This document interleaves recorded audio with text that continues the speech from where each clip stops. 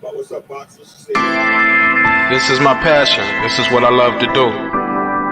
But some days, sometimes, I'm just like you, man. I hate this job.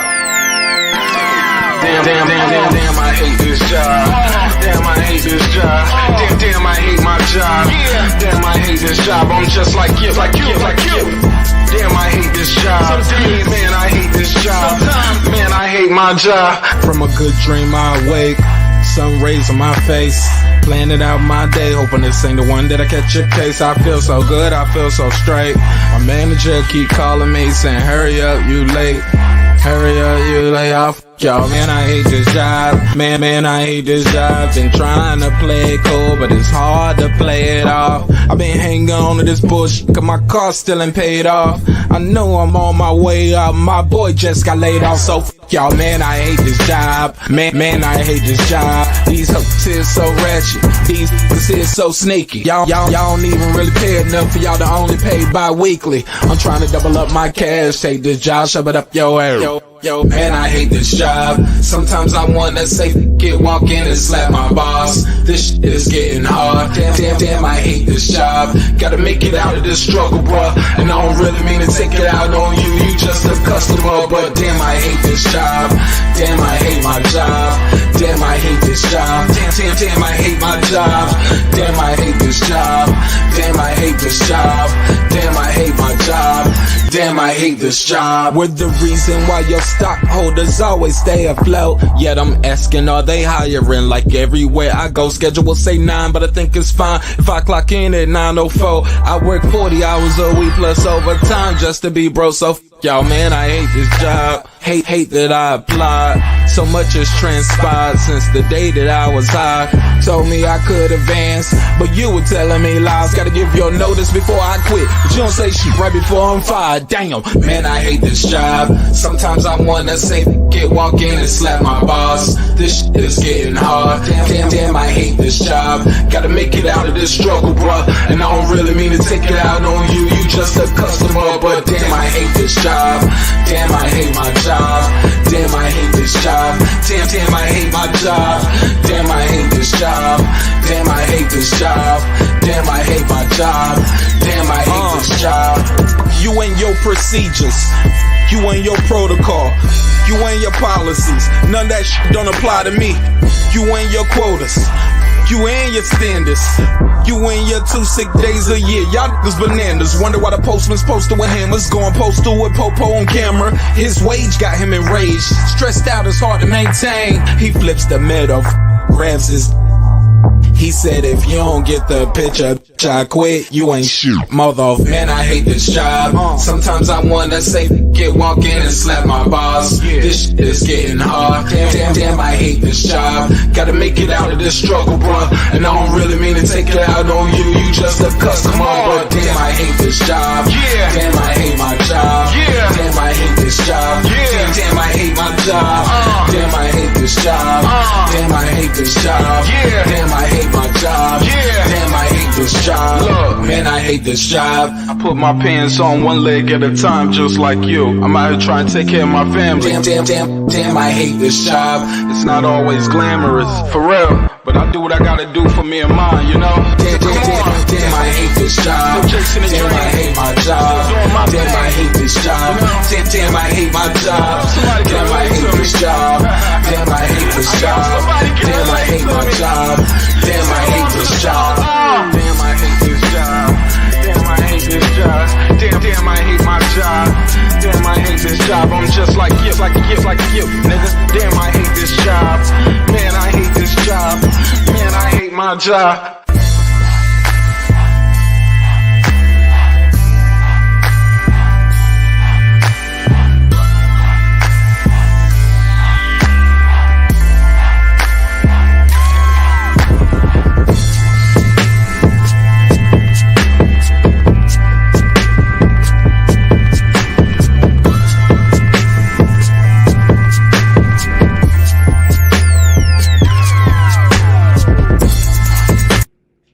The views and opinions expressed in this program are those of the speakers, commentators, experts, and/or the host. They do not explicitly nor necessarily reflect nor represent the channel's policy or the views held by the channel or broadcaster. The broadcaster or its channel cannot be held accountable for all or any views expressed during the program. Basically, if I didn't say it, don't come for me. You come for the person who said it. And please don't sue me for somebody else's words. With that said, let's start the show, motherfucker. This that squad sound.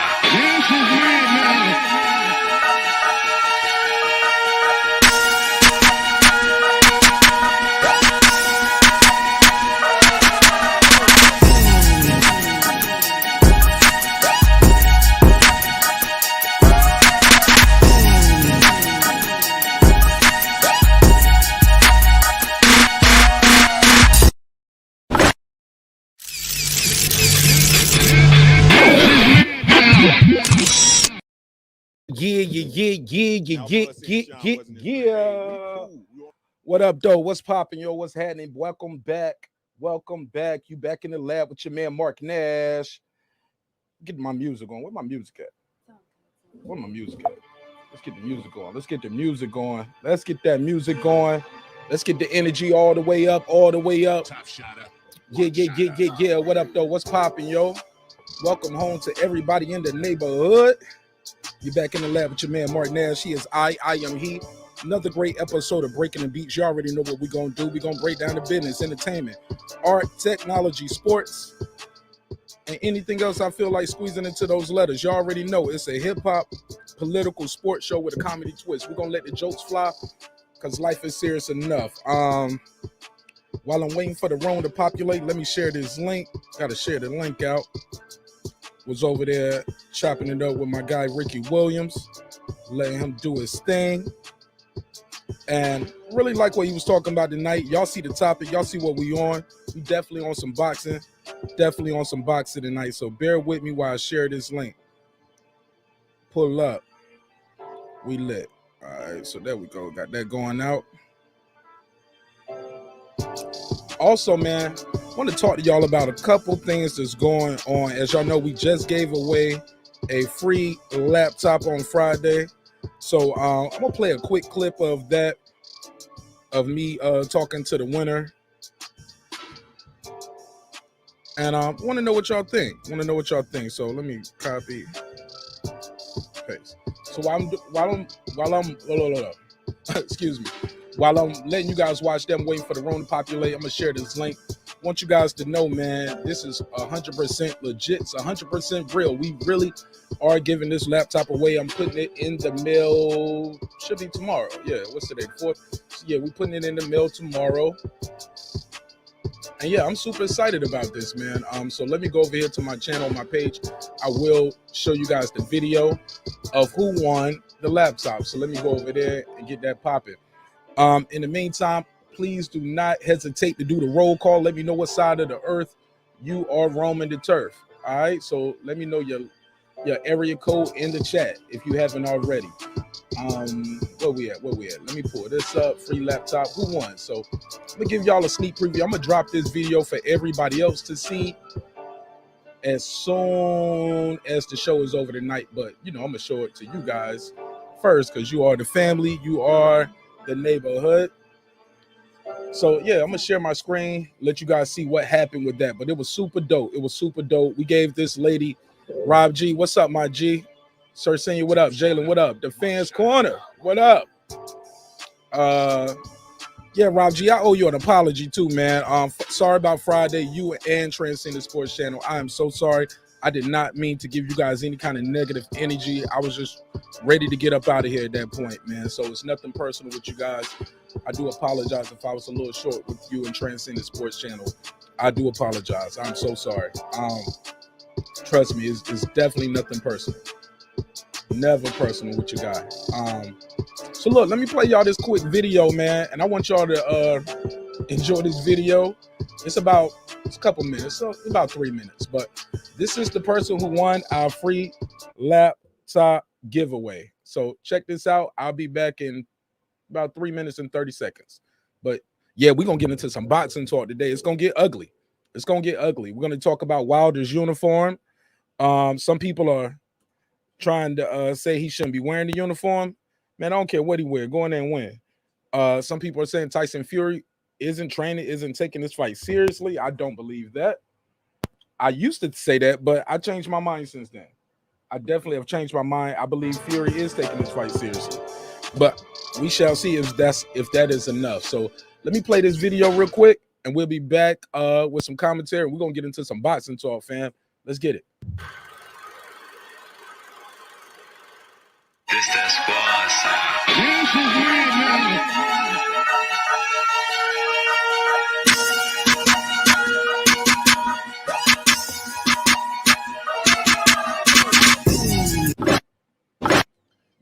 Yeah. What's popping, yo? What's going on? You back in the lab with your man marqnash. He is I am he. Another great episode of Breaking the Beats. You already know what we're gonna do. We're gonna break down the business, entertainment, art, technology, sports, and anything else I or you feel like talking about. Today is a great day.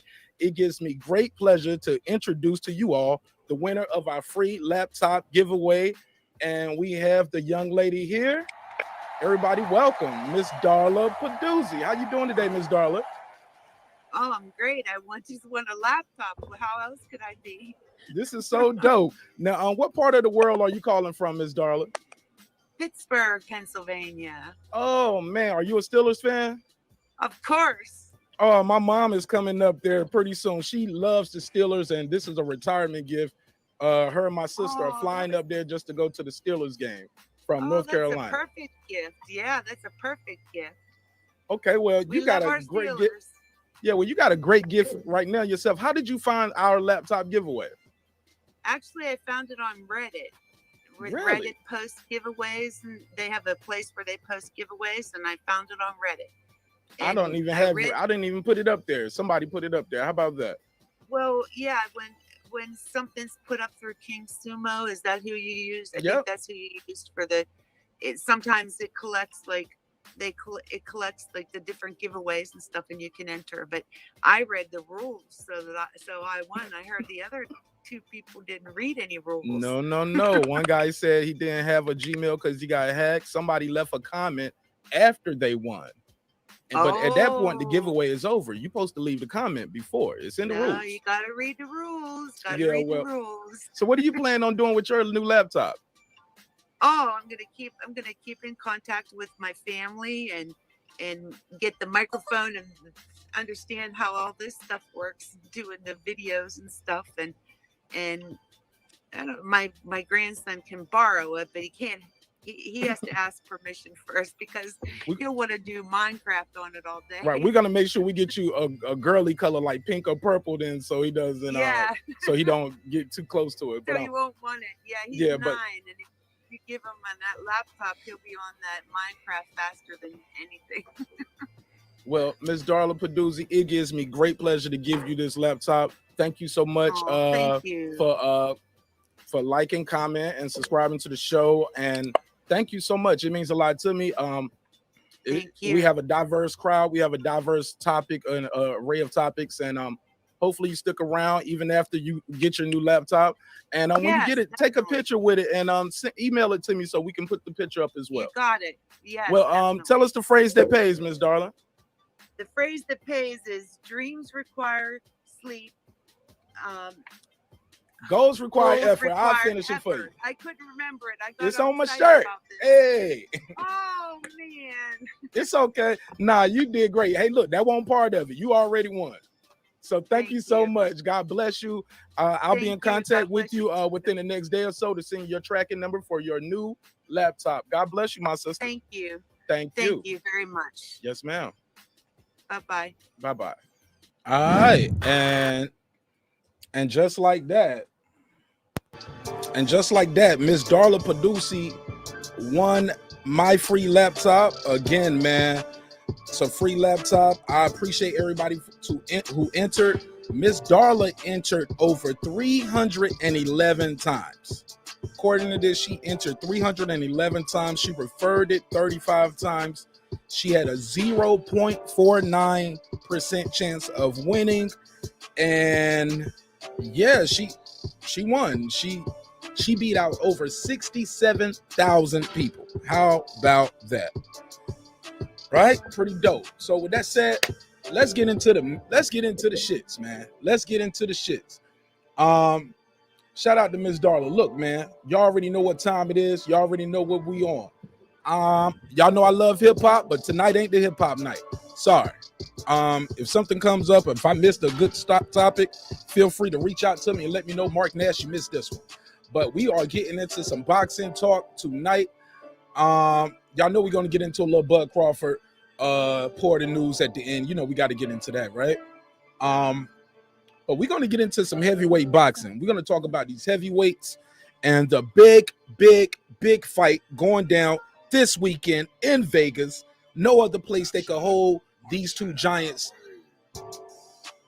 in a ring other than Las Vegas. And I'm super excited. Shout out to everybody who's going to be in the building. But it's down to these two right here, man. We got to see what's going to happen, what's going to transpire this weekend. I'm super excited about it. But I got some questions. Y'all know I'm going to ask the age-old question first. Before we start anything, what is this fight about to you? Is it about race? Is it about your country? Is it about pride? Is it about revenge? Or is it simply best versus the best? We're going to talk about it. Also, I'm going to open the poll up and create this poll and get the poll going. So let me go ahead. Let's get that poll going. I definitely want to know that. Starting off first, who do you guys think is going to win? Shout out to my guy, Andrew Charles. What up, my G? And World Combat Sports, I see he just pulled up as well. Shout out to everybody else who I gave their announcement to as well prior to that. So a couple of things I'm seeing right here. The guys who are rooting for Wilder and the guys who are rooting for Fury, I get it. You rooting for your guy, and boxing is one of those things. It's a man's sport, for real. But sometimes our sport can get a little toxic. Some of the things I'm hearing and seeing, but it is what it is. Deontay Wilder had a great interview today I saw with Brian Custer, and I'm going to talk about that because he brought up something that I thought was interesting. He started talking about his uniform, and it gave me cause to pause because I heard people saying, "Oh no, not another big uniform." If he's saying he's gonna wear another heavy uniform, some people are saying, I want to hear that. Some people don't want to hear that, and that's okay too. It's quite all right. We're gonna talk about it though. We're definitely gonna talk about it. He said we got to stop bringing up Bud on Ricky's Live for health reasons. You can see the blood pressure rising. Yo, I tell him that all the time. I said, bro, you're going to get an aneurysm, man, live on air. I ain't wishing that on you. But my boy Ricky be like, keep trying to tell y'all. Mark, shut up. Mark Nash, you ain't listening, nigga. No, I'm joking. I don't know what. I don't get it. It's just boxing talk. So it's all right. But we are going to disagree. And sometimes the conversation can get a little toxic, but that's okay. But the fight is going down this weekend. Oh, let me click this real quick. I got a couple things I got to fix this real quick so they can't just be in my chat without subscribing. We don't need none of that. So let me fix that. But y'all let me know real quick in the chat. Yes, in chat. Y'all let me know real quick as we're waiting for the room to populate. Who do you guys think is going to win this fight and why? Take your emotion out of it. And just tell me who do you think is going to win. I don't want to hear, well, Wilder made excuses. He hurt Mark Breland. I don't want to hear none of that. I want to know the real for real. Who do you think is going to win and why? All right. Now, I had this poll going on my community tab as well. Can y'all hear me? There we go. Had this poll going on my community tab as well. But I loaded it up more. Wilder by KO, Fury by KO, Wilder by decision, Fury by decision, or draw. I'm just going to ask y'all straight up, who will win? Period. Wilder, Fury.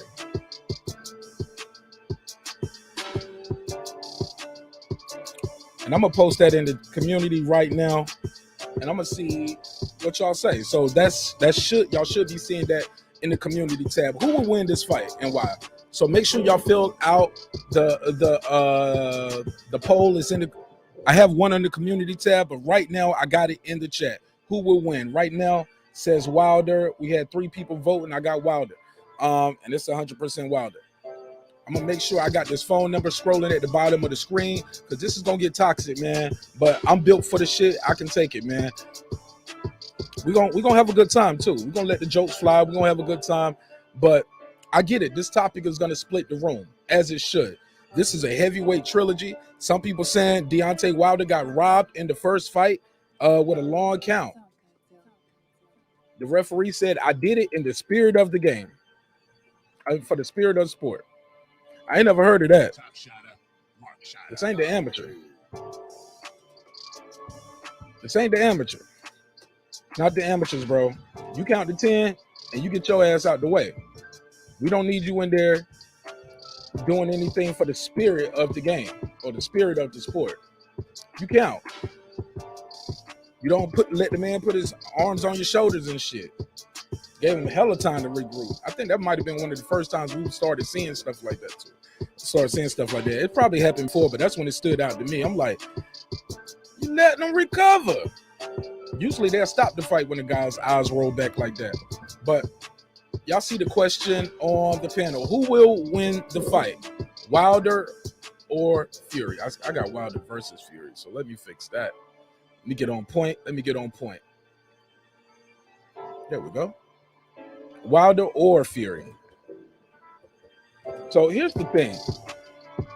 Some people are saying Fury is not training for the fight. I don't believe that. I think those are the excuses being made already for if he is not successful. I just think people are making excuses already for if he's not successful. Now, I don't like Wilder wearing that another heavy uniform. I'm going to show y'all the uniform too. Now, I could be wrong. I don't know how much this weighs, but I do understand it's made by the same people who made the prior uniform.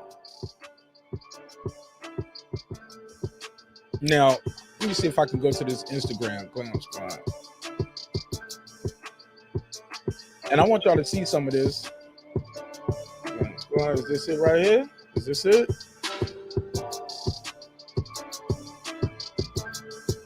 Let me pull that up for you. Get that right on the screen for you. That ain't it. I think it's a company called C&D. So I'm gonna let y'all see that as well. But it looks very similar to the last uniform. Now, like I told y'all before, if I had my way, I would tell the guy to come in the ring with a damn towel on like the old Mike Tyson used to do. I'd be cool with that. I'd be definitely cool with that. So, like they said, quote unquote, no excuses. I think they could have built this fight as no excuses. You know what I'm saying? That would have been a dope way to build this fight.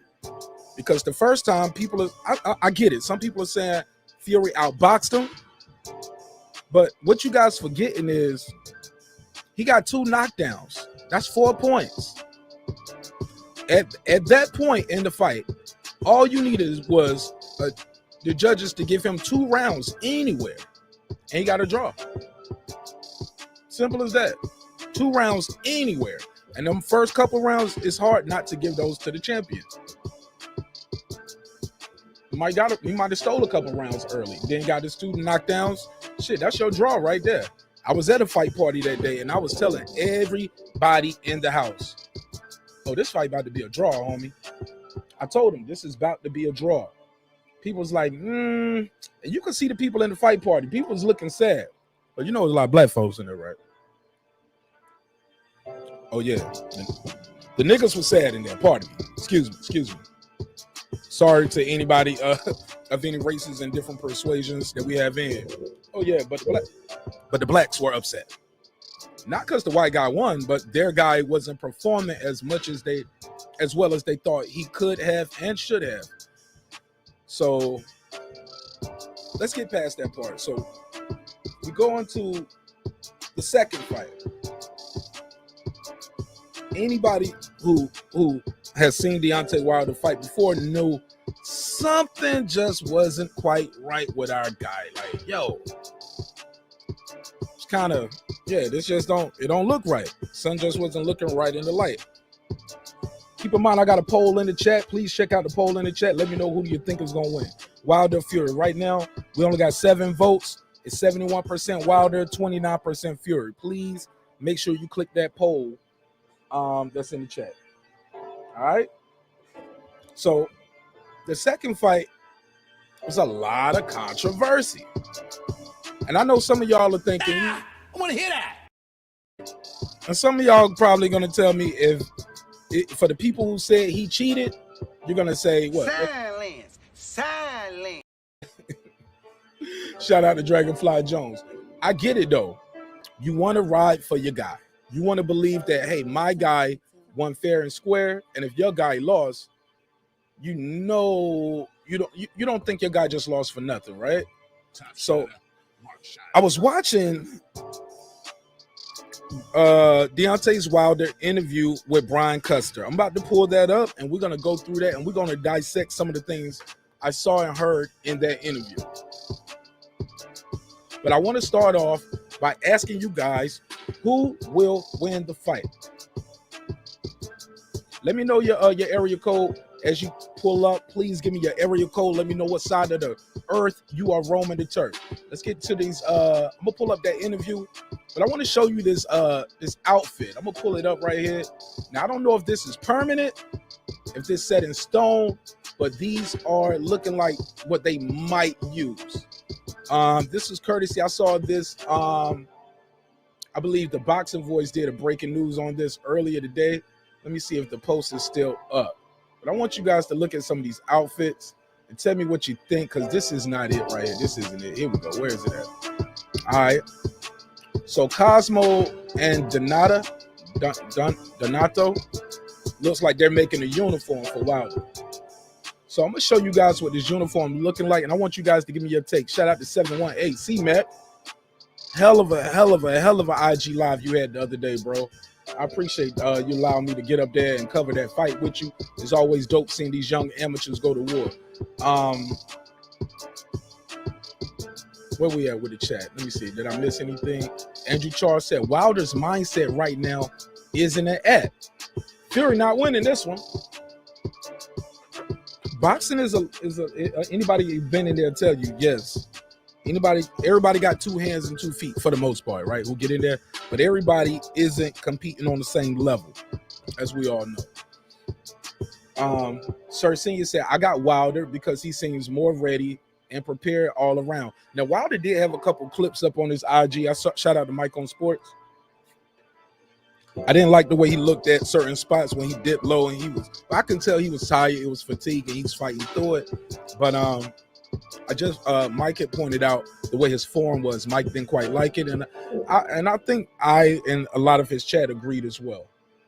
Shout out to Andrew Charles back in the chat. He said, I heard someone say that's just an early design for the old uniform that his team puts out the concept art for the old uniforms before. Oh, okay. Okay, then that would make sense, because it does look like the old uniform. It looks very similar to the old uniform.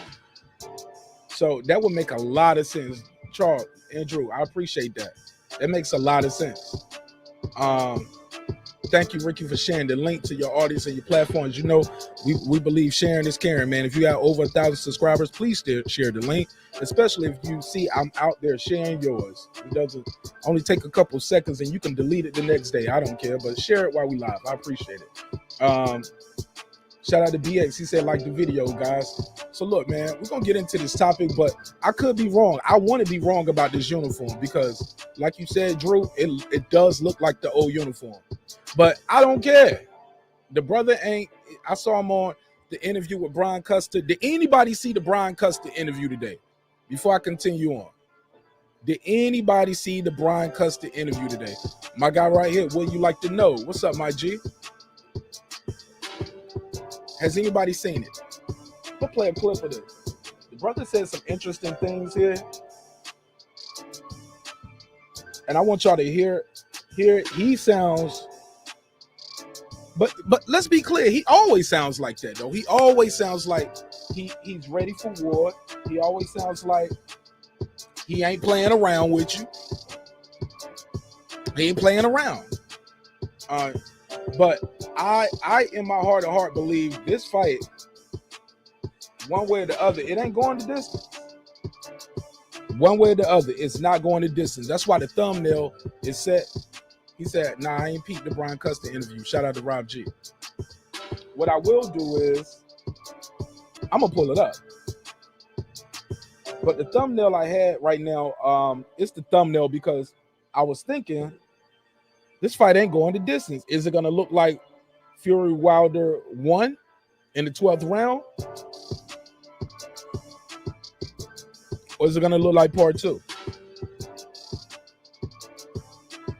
See, I was of the mindset as well, Fury won't take this fight seriously. I was seeing Tyson Fury joking and clowning and playing around and stuff like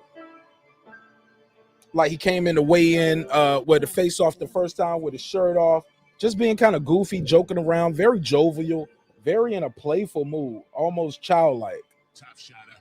Wilder didn't have no jokes for him when playing with him at all. I thought that was important and I thought that was telling. But I'm going to open the phone lines up because as we cooking this show, I got to hear what you guys think. I want to know how you feel about this fight. Because this is a big one, man. This one right here is going to end a lot of talking. It's going to end a lot of BS going on. This fight has split up the culture for far too long.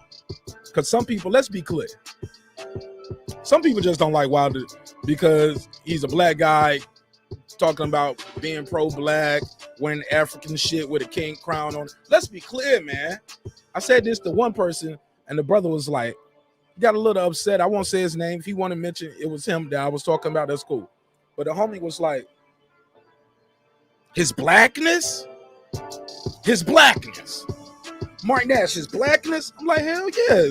That shit is intimidating to some folks. They hung proud black men a long time ago. Sometimes not that long ago. Okay, or am I lying? Am I telling the truth or I'm telling the truth, right?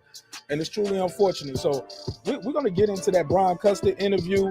But before I do that, I'm going to open the phone line up and I'm going to see if I can get a couple quick calls in and get y'all take on this fight while I'm setting up that Brian Custer interview. So in the words of the late, great Miss Cleo, am I scrolling at the bottom?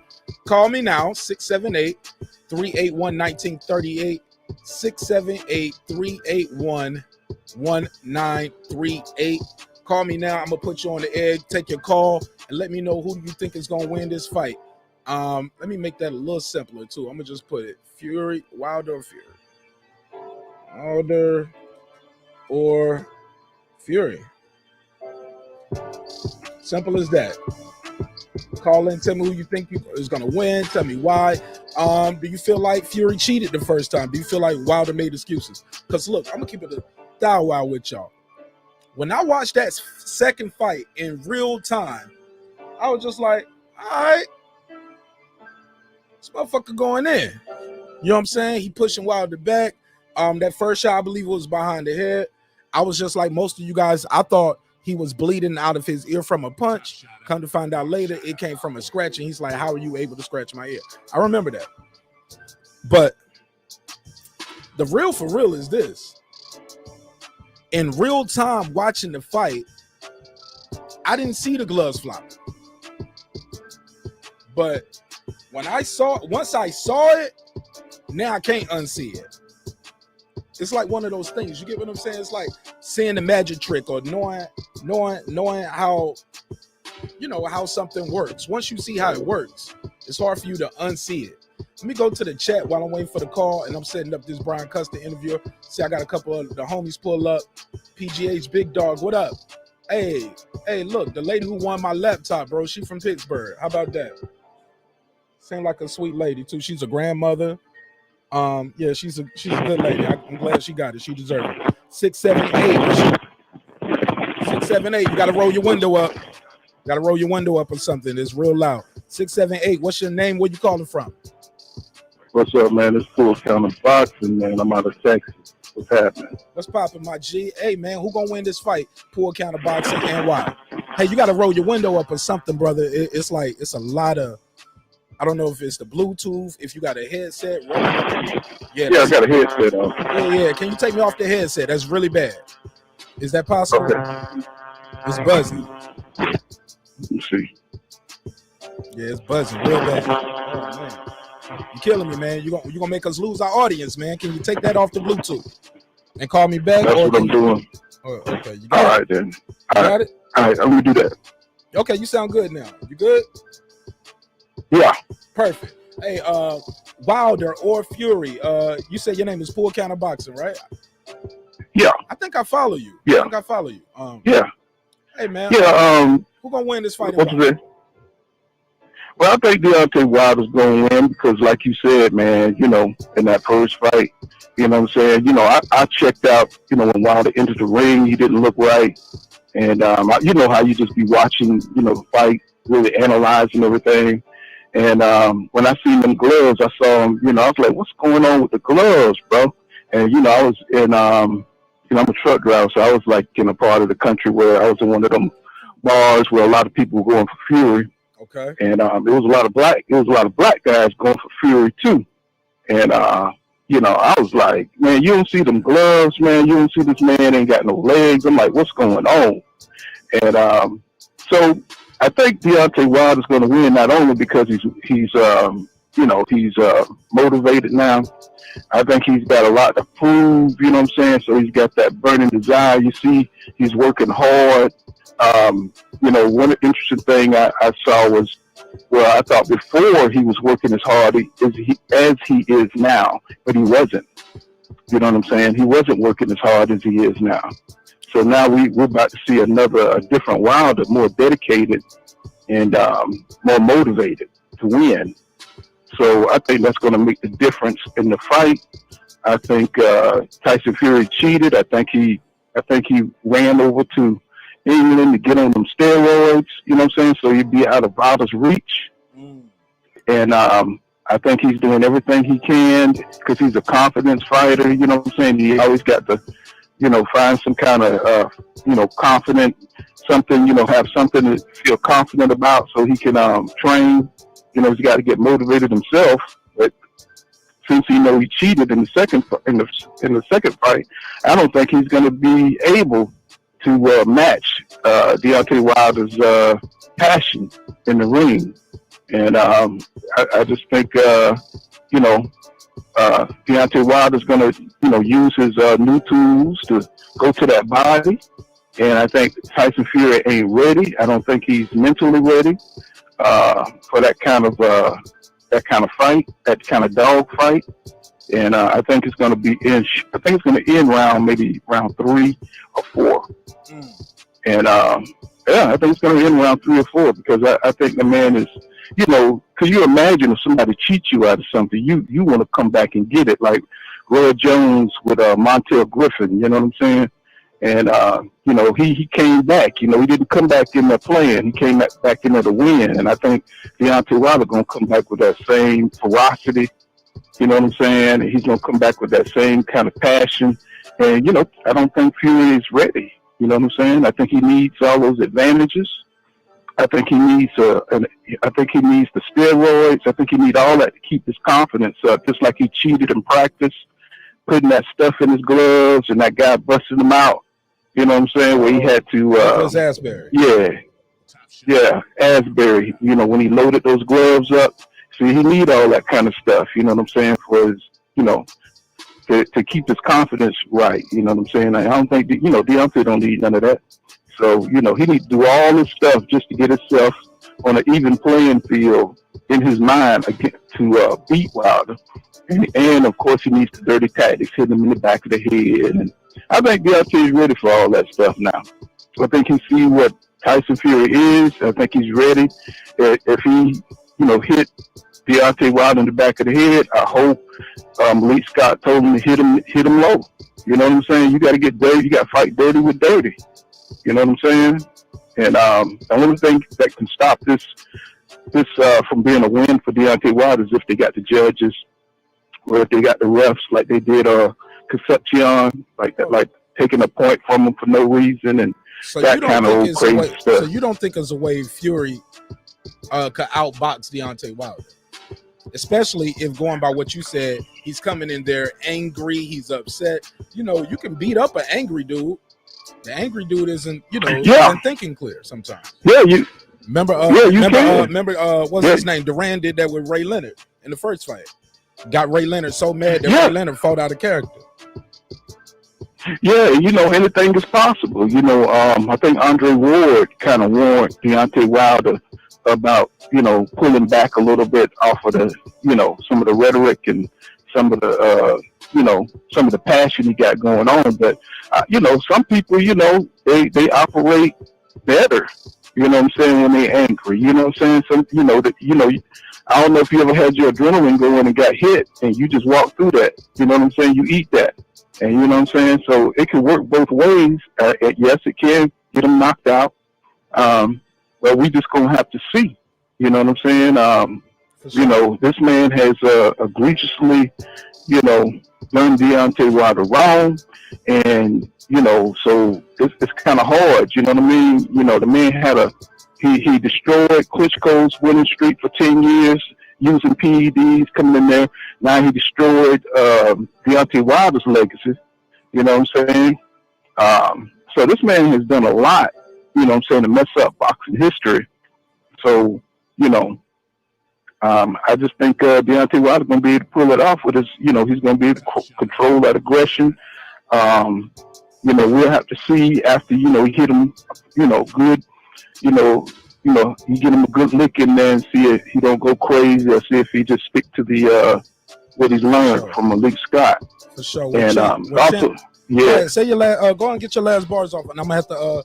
I don't mean to let you go, but I got to get another caller. But you know, you're more than welcome to pull up and you know, chop it up with me on the panel and you know, get your bars off if you didn't get everything off, or you can call back in. But, all right. Go and say your last thought. All right. Before I let you go. All right, man. This full kind of boxing, man. Y'all catch me on YouTube, right? And you know what I'm saying, you know, let's get that fight, support my man Nash here, man, and you know, that's all I got. My G, see you guys in the next one. Yeah, call back, man. Yo, I appreciate it. 347. You on the line with marqnash. What's your name? Where you calling from? What's up, man? This is Big Steve calling from the Bronx. Big Steve from the Bronx, the boogie down. That's what's up, my G. Hey, man, Wilder and Fury. Who you got? Okay, I'm gonna put it to you like this, my brother. I want Wilder to win. I definitely don't want Fury to win, but I'll say this. Wilder will experience the same thing as before if he has not learned how to box. Hold up. If he does not learn. Hold up. Listen. Hold up. If he doesn't learn how to take good.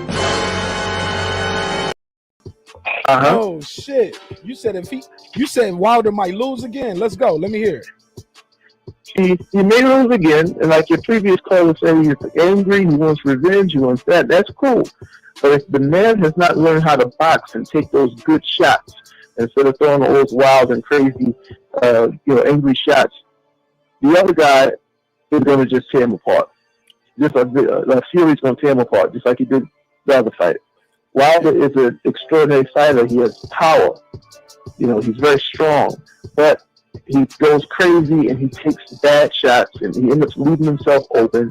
And a real boxer will know how to get to him and break him down. That's what Tyson Fury did to him. You see, so Wilder has to learn to take clean shots. He has to learn how to time the shots. He has to learn how to throw the jab, set up that power right, and take good targeted shots instead of this wild, crazy, incredible Hulk style that we've been seeing in the past. Because as you can see, it doesn't appear that it's working with a boxer, somebody that knows how to box. You see it? So if he's changed that style and he paces himself and takes good shots, leads with the jab, You know what I mean? And that wild, crazy energy, put that into good shots, calculated shots instead of these wild haymakers, then you may have a good chance. You know, that's what I'm looking for. I'm looking in this fight to see if he has gained any technique and have they trained him to take better shots and to control that anger, you know, and know how to release it behind a good jab or a good, you know, follow up or a hook or a cross, you know, just choosing your targets instead of wildly swinging. That's what I'm going to be looking for in this fight. If he can do that, he's going to knock out what's his face. That guy's going to get knocked out. There's no doubt about it. You know, but if he goes crazy again and starts swinging crazy, you're gonna see the same result. That's just my opinion. Damn, man. So are you putting money on the fight? Say that one more time. Are you betting on the fight? No. I'm not a betting man. I'm not a betting man. I just like the pure entertainment. I ain't mad at you, man. This one right here could go either way. Me, I like to bet on the underdog, and for me, like, it's shocking to me. Wilder is a slight underdog on certain polls, but to win that big money though, you got to bet on him knocking him out like in the first round or the second round, third. Like that's when you win. Then like it's like 5,000-1, like some shit like that. They had knock him out in the first round. Yeah. But, yeah, man. But did you see that Brian Custer interview today? No, I didn't. Oh man, I'm about to play it real quick. I'm play some clips of it. We're gonna break it down, man. Feel free to call back in, bro. Did you have anything else you want to add? All right, man. Take care. You had anything else you want to add? Who you picking, bro? No, I'm good. Porter or Crawford, though? I mean, I'm good. No, I'm good, my brother. Hold up, Porter or Crawford, real quick before I let you go. Say that one more time. You got broke up. Porter or Crawford, before I let you go. Who you got? Oh, I don't know so much about that. I don't know who that is. I know about the Fury fight. You don't know about Sean Porter? Sean Porter, Bud Crawford. Okay, interesting. All right, cool. All right, man, get up out of here. What do you mean you don't know about my guy, Bud Crawford? I'm shocked. I'm appalled. But that was definitely a good call. Let me see where I poll at. All right, our poll is 76% Wilder, 24% Fury. Interesting, man. That was a good call, though. He made his case. So, look, Deontay Wilder was with Brian Custer. All right, cool. Well, I'll take it after this one. 347, you on the line. What's your name? Where you calling from? marqnash, my brother. You know it's your boy C from the BX. Hey, Steve from BX. What up, though? How you feel, my G? What's going on, brother? Yeah, I'm good. What's up? How you feeling? I'm always good. Even when it's bad. Oh man, let's see. Wilder and Fury, man. I'm gonna keep it real with you, man, because you know we all want to see Wilder win. But let's just keep it real. You know, with Malik Scott in his corner, it makes a big difference. But everything that they've been working on and doing, we got to see how's that going to work in there with him. Now, we all know that Fury, we haven't seen him in the gym, we haven't seen him train, we haven't been seeing him do anything but, you know, just jerk around. But, you know, the real question to me is not so much who is going to win. The question is it going to be any excuses for the person who loses? You understand what I'm saying? Fury can't come in there with his loaded gloves. It's none of that.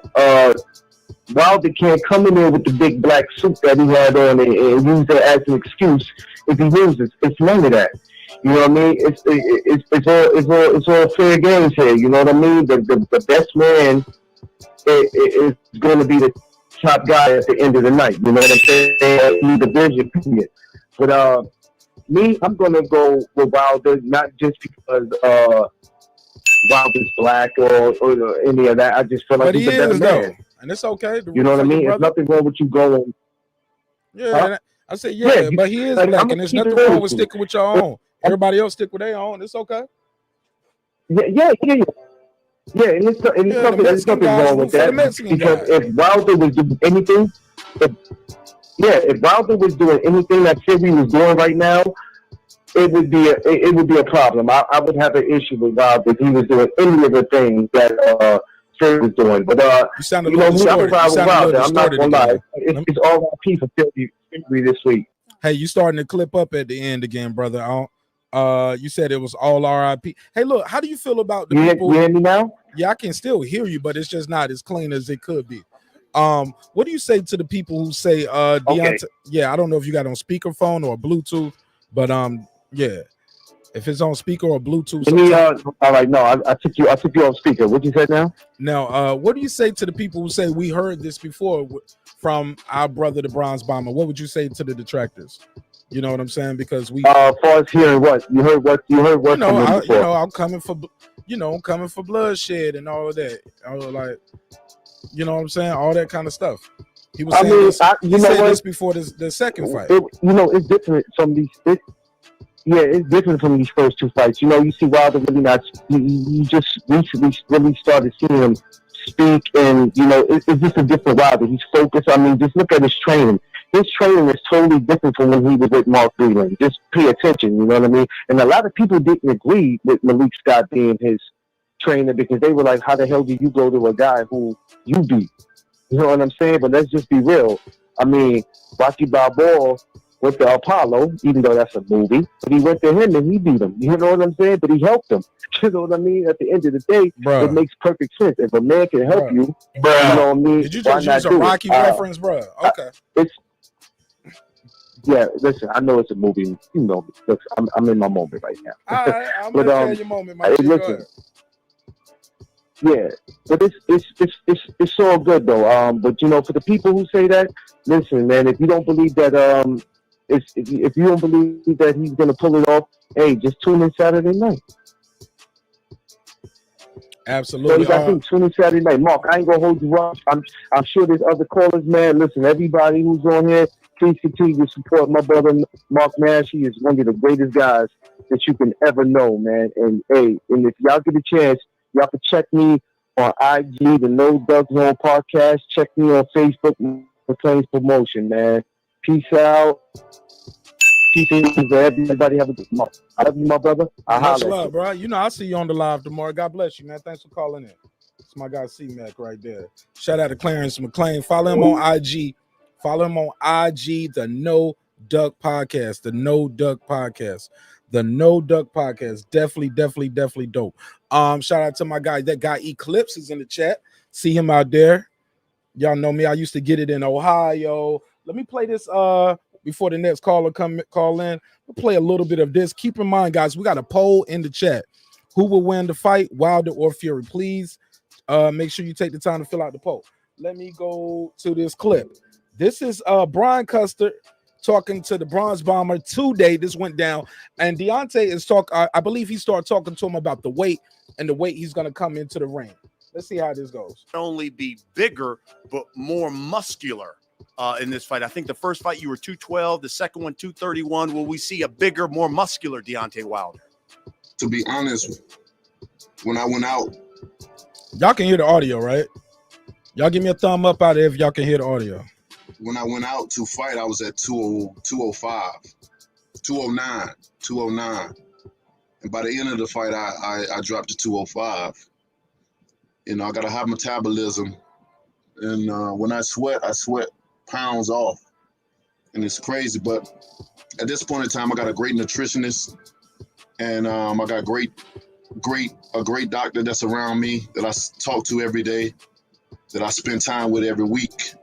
And we've got that under control. So you're definitely going to see a bigger Deontay Wilder, more muscular Deontay Wilder. I'm bench pressing a little over 350 now. Wow. I did. So how do y'all feel about that? Deontay Wilder talk about he bench pressing 350. That's what he's talking about in this interview today. Shout out to my guy, Coach Malachi Williams, New Media Today, USA Boxing. Appreciate you pulling up, Coach, man. It'd mean a lot to me if you'll share the link. Please share the link for me, Coach. It'd mean a lot. So we talking about this interview right here that the Bronze Bomber did with Brian Custer, and Brian Custer was talking to him about the weight he's coming in at, and Deontay Wilder is talking about he's benching over 350 pounds. Let's play a little bit more of this video where I stopped at 350, but some certain things just not to be shown. I show a lot of things on the internet. I know Malik, he show a lot of things, but we don't show it all. We always talk about we're not going to give them everything. We're going to let them guess a little bit. We're going to let them, wonder a little bit, and we have fun when we post certain things. And certain things that we post, it probably could have been something old that we done, and we just wanted to release it, at that moment in time. So, it's been great all around. All my guys is happy. So it's a lot of weight, man. And he said sometimes they post the stuff afterwards. Do y'all believe that? Is that cap? Because I'm sure you guys heard the whispers and rumors where people's like, he was struggling, his form was bad, things like that. I'm not a weightlifter, obviously, but some people know. But we all can agree on one thing: it's not a weightlifting contest, right? We seen the guys with the most chiseled, sculpted bodies go in there and get put to sleep, or their arms are too tired to carry on, because boxing, you use different muscle groups, right? But let's go on to another part. I want to go into what he starts talking about, because that was important to me. How do you guys feel about him coming in at heavyweight? Because he still kind of brushed over that. He didn't exactly say what weight he would be coming in at. He's just talked about, I'm gonna be a bigger, stronger, and muscular guy. He talked about the double standards, how you how the media looks at certain things. Let me see, is this right here? Because he talks about brutality, and they ask him about John Fury. Let's go to that part. John Fury, who is Tyson's father, and I'm quoting him, he predicted he will not only, quote, retire you, but he's promising blood and injuries for you. What's your response to that? Hey, it wouldn't be boxing if I didn't hear such beautiful words to explain what's going to happen, because I'm looking for something even more brutal than that. So if people want to crucify me over talking about taking lives and all that, then, hey, you got to play both fields, baby, because they've said many things about killing me and all that, but you don't hear nothing. But when Deontay Wilder says it, then everybody also always want to take it seriously. Always want, well, he said all of this and this.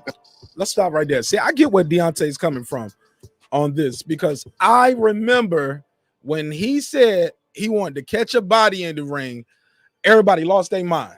Y'all remember that? When he said, I'm going to catch a body in the ring, everybody lost their mind.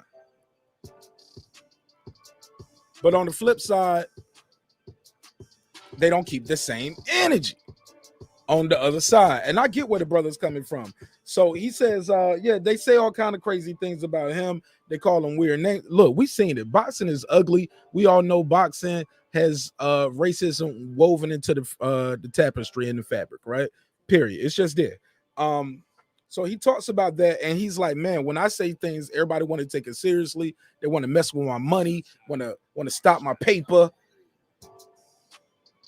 But when this guy and his father say things, y'all just brush it off. It's just funny when they say it. And he talks about how John Fury contradicted himself. At one point, he was worried about his son's safety. Then I'm gonna let him say it, and I'll do some more commentary. These folks beautiful, man, but it's many things that John Fury have said. They contradict them. They're probably the biggest contradictors in the history of boxing. One minute I'm gonna kill his son, or I'm gonna hurt his son. The next minute his son is gonna have me in the hospital where he should have killed me the first time and put me, blood, all this and that. It's ping pong with him and his mind. Is they always contradicting themselves what they said. So you really can't take what they talking about serious. But one thing for sure, what's inevitable is October the 9th. You know what I mean? And that's what really gonna hold the true truth and what's really gonna happen. So yeah, and I agree with that. The time for talking is over, man. We all want to see an exciting fight. We don't want to see nobody get robbed. World Combat Sports, you can share the link for me, bro. It'll mean a lot to me. It'll help with the visibility of the show. Same for you, Crucial 13. Look, man, I already picked my guy. You already know who I picked to win. And that's just it. I got my own reasons why. But I want to hear from you guys. So please call me now, 678-381-1938, 678-381-1938. We're going through this Brian Custer interview, and I'm going to give you, we're going through it, and we're breaking out little clips that he's saying.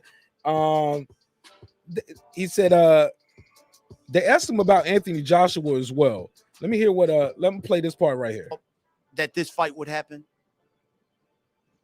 Oh, they talked to him about arbitration. They said, look, Tyson Fury was going out here trying to sign the fight with Anthony Joshua.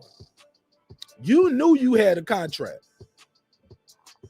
People will call him crazy. I remember people call World Combat Sports crazy. Shout out to my guy, Dub CS. Please follow World Combat Sports. He's always in the gyms. He travels to damn near every fight. He does mixed martial arts as well as boxing, does exclusive interviews over there as well. So check out World Combat Sports. But I remember being on World Combat Sports, and I just believed him. I believed everybody what he said. The guy had a contract. And Tyson Fury was trying not to honor the contract. I didn't like that. A lot of fans didn't like it, but we'll get back to that part. I'm gonna write down where I was at so we don't lose our spot. Hello? 330, you got the flow. What's your name? Where you calling from? 330. Yo, you already know it's that guy Eclipse, man, tapping in. Hey, how you doing, big cuz? What's good, my G? How you feel? Man, it's a weird day, man. I already told you what my day's like, man. I just tapped in, you know what I'm saying, spreading my love and say bomb squad. Hey, to this day. No problem. So look, man, let me ask you this, man. So you picking Wilder? It's gonna be good. How you picking Wilder to win? I know you picking Wilder, but how you picking? Yeah,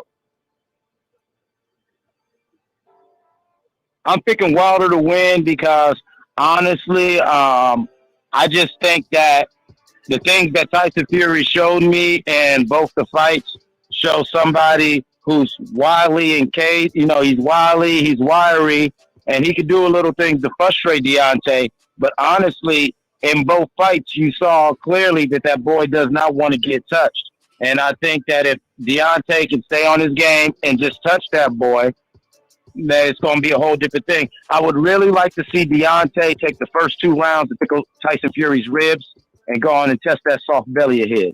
I want to see that boy coughing up boar's meat, and you know what I'm saying. I want him throwing up boar's meat all over that ring. And I think that if he went to the body, all Tyson Fury's movement and dancing around, I think all that's going to stop by round 4. And now you got a big stationary target with that big old head. And go on and pop that watermelon head one time, Alabama style. Peter roll that boy. Oh, shit. Well, look. Okay, well, look, man. Shit, man. I can't express it enough, man. I'm really excited about this fight. I'm really excited about this fight, and I want to see where it goes. You know what I'm saying? Because is it going to be a TKO? Is he going to put him to sleep? Is it going to be a bad cut? Yeah, look, is Tyson Fury big ass gonna fall out the ring? Look, will he still show up? He got time to pull out. Pause. Pause. Yeah, I was just pause. Yeah, man. So to each his own, man. But I need to see blood and boar meat on that ring. Yeah, so the next part of this interview I'm going into is about the arbitration situation that went down where Wilder is gonna tell him, look, I already knew what I had going on. Did you were you one of the people that knew about the arbitration and knew that was coming? Yeah, I knew it was coming. Mm-hmm. I knew the arbitration. I knew the arbitration was coming, and honestly, that's another reason why I have very little respect for Tyson Fury. He knew that his conversation with Deontay Wilder was unresolved, regardless of you want to say he cheated that second fight. Let's just say he beat Deontay straight up. You knew good and damn well you had to do a rematch. Yeah, he tried to dance. He tried to blame it on the rain. He called Ralph, Bobby, Johnny, Ricky, and Mike, Anthony Joshua, and everybody he could because he didn't want to get in that ring a third time. And, you know, the man in me lets me know that there was something that he doesn't want to see. You know, like he got out that second fight and said, cool, I won. Cool, let's move on. It's like he didn't really want to sit there and you don't want this third fight. I really, truly believe in my heart of hearts, Tyson Fury doesn't want to really see Deontay in a straight up and down fight. No games, no excuses, no PEDs, no funny gloves. Go up in there and fight. Period. All right. Well, fair enough. Well, look, let me take my next call, man. I appreciate you, man. You're more than welcome to call back in whenever you like. All right. Oh, yeah, man. I'm going to just sit here and listen, man. You know what I'm saying? I say, hey, man, love to you, love to the whole neighborhood and everybody, man. Hey, man, love yourself and love those who love you, man. Time is short, man. You know what I'm saying? Tomorrow's not promised, so let's spend today in love, man. Peace. Absolutely, my brother. Peace. Shout out to the homie Mike, that guy Eclipse, all the way out of Ohio, man. Ohio got a lot of good fighters out there, man. Shout out to Ohio. So this is the Bronze Bomber talking about the arbitration. Let's hear that. I mean, if you saw me right now, how I'm sitting and got my legs crossed, you will see that I didn't have no worries, because what they was talking about, all that signing and jostling him fight, that was bogus talk. That was never gonna happen. You know, when you have a white paper and black ink to that paper, and you sign that paper contractually, it's hard to get out of that, Brian. Even the top lawyer in the world can't get you out of that. And so with that being said, you know, all that stuff was just propaganda, man. That was never going to happen. And I agree. I remember I used to tell people I don't believe it till it was on Box Red. They put it on Box Red. It was gone the same day. Grand opening. Say it with me in your car. Grand closing. That junk was not about to happen. And they got it up out of there. So I appreciate him talking about that. And I'm interested at you guys' reaction to what he says. Brian is going to ask him, what have you put in place to make sure that some of the things you said that happened in this last fight doesn't happen again in this fight? Did y'all hear that? He said, have you put things in place to make sure certain things that happened last fight does not happen again in this fight? I think I thought that was a very good question. Shout out to B. Custer. Never flustered. Brian Custer. He did a good job in this interview. That's why we're breaking it down. Make sure y'all check out the Last Stand podcast with Brian Custer on YouTube, and check out this full interview. It's a good one. Well, we can't say too much. I don't want to give away too much, because I know what up, Dane? Listening. No matter what platform or where I go, people pay attention, and they follow along with what I say, whether they agree with it or not. And just know that we got a lot of things lined up. We got a lot of things in place. And you know, one thing for sure, the world's gonna be watching. Your eyes don't lie to you. When you see certain, I can say a lot of things, you know, it's a lot of things I know for facts. All I know for facts, you know what I mean? But the eyes, when you see certain images and when you see certain videos and stuff, that's not Photoshop. That's real. When you see things as bending and folding and going in 90-degree angle, that's not your eyes or your mind playing games for you. That's real. It's just that individual up in you to believe it or not. Like I said, you know, it's just like with OJ, the glove didn't fit.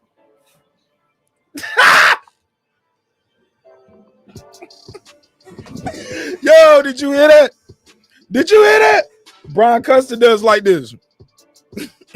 He can't even hold a straight face when Wilder says that. Because let me play the last part again. If you just tuning in, you watching marqnash Breaking the Beats. We taking calls 678-381-1938, 678-381-1938.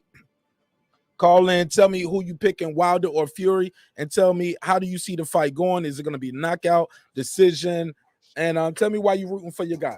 But right now we're talking about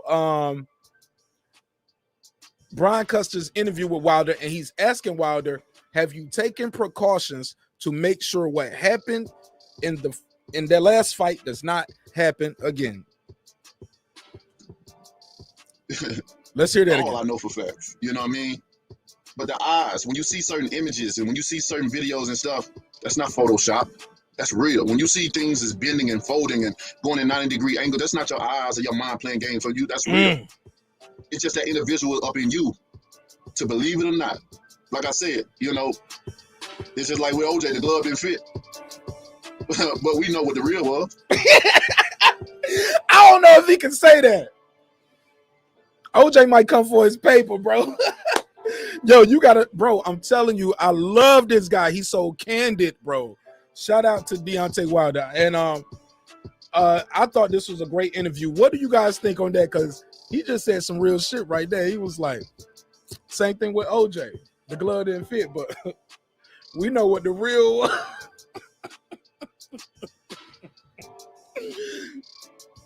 man.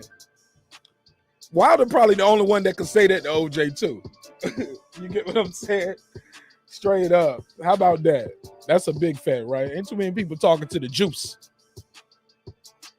Okay, OJ head still look like the size of like he's wearing the helmet, bro.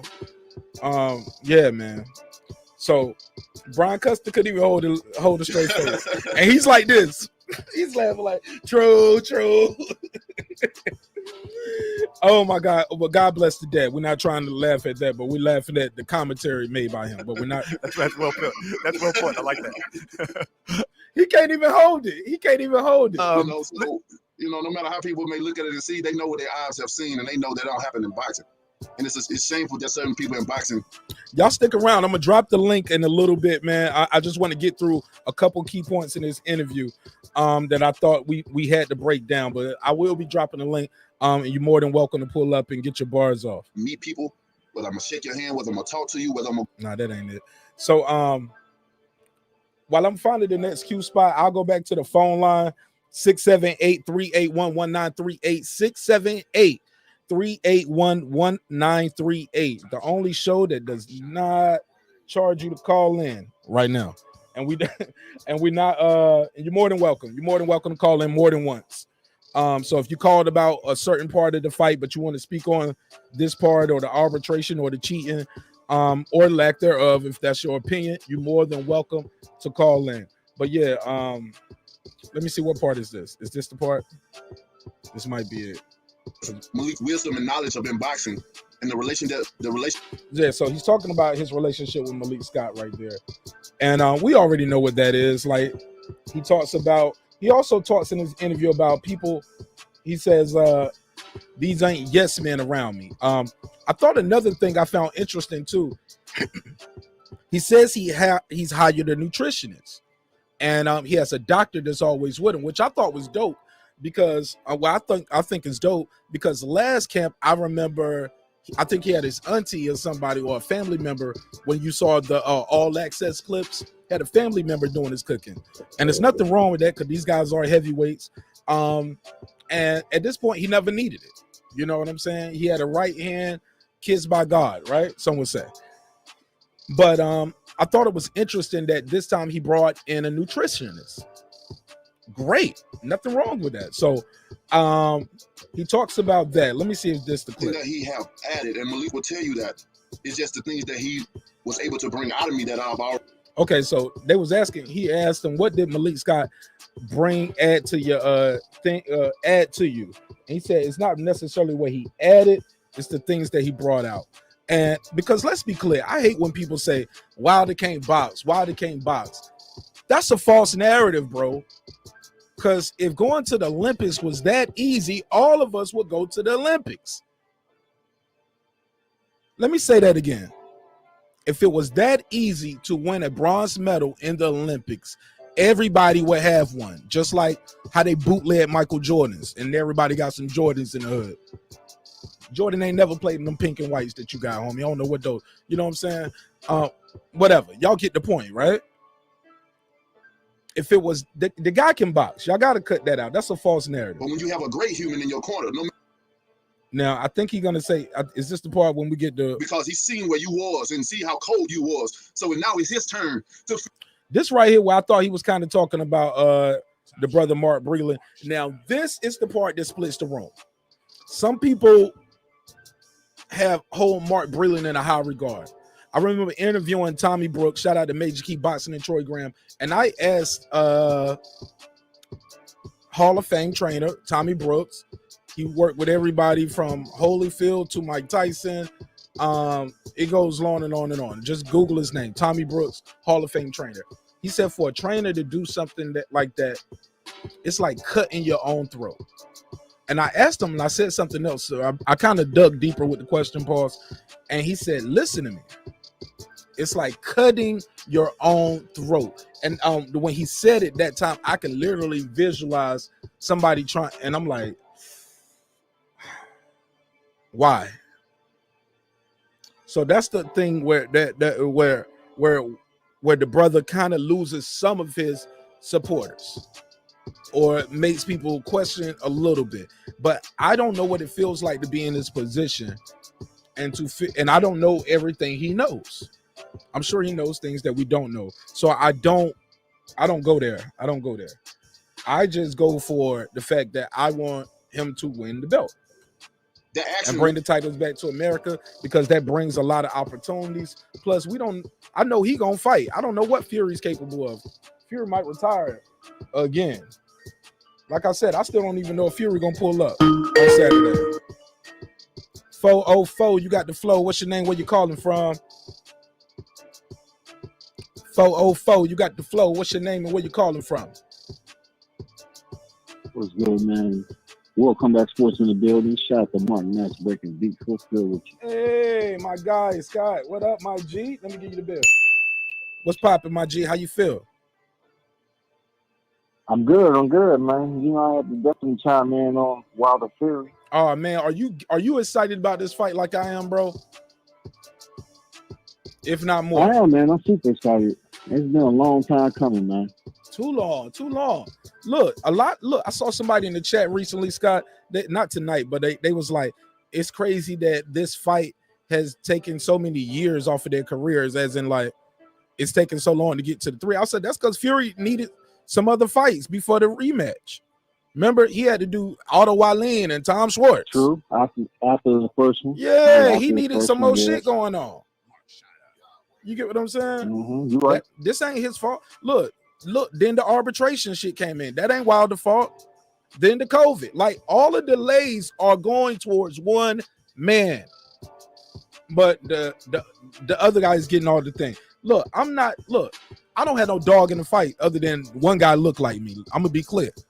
Remember how you voted for Obama just because black folks know we ain't know about politics. We just voted for the black guy. This right here is something that I do know about and I find disturbing. Let's get into real quick these cheating allegations. How do you feel about the Mark Breland situation and being accused of certain things? Go ahead. Okay, Mark Breland, we all know he was decorated, Olympian, and he's also former world champion. Can you just speak up just a little bit for me, my brother? Just speak up just a little bit, please. What now? Can you speak up just a little bit, or you're more than welcome to join the panel, okay. Scott. I'll drop the link, and you can more than welcome to pull up. I'll text it to you or whatever, or you can drop it. Can you hear me better now? Go ahead. You got the floor. Can you hear me better now? Yes, sir. Go ahead. Okay. The thing with Mark Breland is, us and identifying his credentials, you know what I'm saying? So looking at him his boxing credentials from the Olympics to the pros. But when you retire and you become a team member, then your responsibility lies with the team member. We all know that. You know what I'm saying? Just like being in the military, if you're the weakest link, it affects the whole team, right? Yes, sir. So from my understanding is, Mark Breland might have been the weakest link for quite some time, and then it just got to a point where something happened. There's a lot of speculation, there's a lot of accusations and everything, and it went down the way it did. But one thing I do respect about Wilder is that he never wavered from what his accusations and who they was directed to. So I got to respect him keeping the same energy. As far as people taking Mark Breland's side, I know. I mean, even myself, I've said some things about Mark Breland is in consideration to this topic, but I never had a problem with him when I've seen him. Never, not once. Never. Interesting. The man is one of the nicest people you'll meet, but that don't mean he's not capable of doing something evil to another man. Fair enough. We all are capable of things that we might not be proud of later. You know what I'm saying? If somebody saw us on it, how about that? But why would you think these kind of accusations would be there? What do you say to the people who say, "Hey, go ahead"? Okay, if you have a team of individuals and they don't have a prominent position, and that individual, you look back at the Luis Ortiz fight, who was giving him water? Mark Breland was giving him water. You can look back at several fights, Mark Breland was giving him water, right? So if he took it upon himself to narrow down process of elimination and say, Mark Breland, something was wrong with my water. Something was wrong. It's something that he ain't telling us in its entirety that led him back to Mark Breland. He's just not providing everything to the public in case this get legal, you know what I'm saying? And in case Mark Breland brings him to court on slander or defamation. But it's a lot more than what people know on the outside, me and you know on the outside, because, it can be a legal fight later on, you know what I'm saying, for whatever reason. And people need to understand, this hasn't brought any court type of action yet. So yet people mad at Deontay Wilder because he said it. But Mark has not brought a case against this man yet. Fair enough, and true enough, because it's definitely a case, right? If you're saying things like this about somebody, this is their career, this is their livelihood. But also look at it from Mark Breland's perspective. I'm gonna just play advocate for a second. You don't want to be that type of trainer with that record where once I fire the trainer, now he gonna sue me for something. If I say something about him, he gonna sue me. You don't want that record, and plus it costs money to sue somebody, right? These ain't necessarily all pro bono cases. I know some states, depending on where you're at, it costs you got to pay to do the case, and then you can get countersued if you just put me through all of that for nothing and you lose. So it is a risk, correct? Yeah.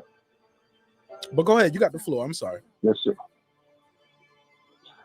So with Mark Breland's situation, he did what he did with the UK media. He wouldn't oblige the US media and give anybody the opportunity to hear his case. And I thought that was pretty odd, you know what I'm saying? Just to scrutinize it a little bit. Mark Breland usually US Olympian. Why go across the pond? They must have paid you good. And when he did, I said, okay, don't act like they stabbed you in the back and asked you all those questions. Now you pretty much know what you was getting into anyway. So you should have just basically came clean over here and told the U.S. media your side of the story. I would have respected that man more to do that. What I didn't appreciate is the people who scooped up his son, and his son really didn't know too much about anything. They didn't even hardly know his son. And that's what I was trying to tell them, Mark. They barely even knew the man's son, Team Wilder.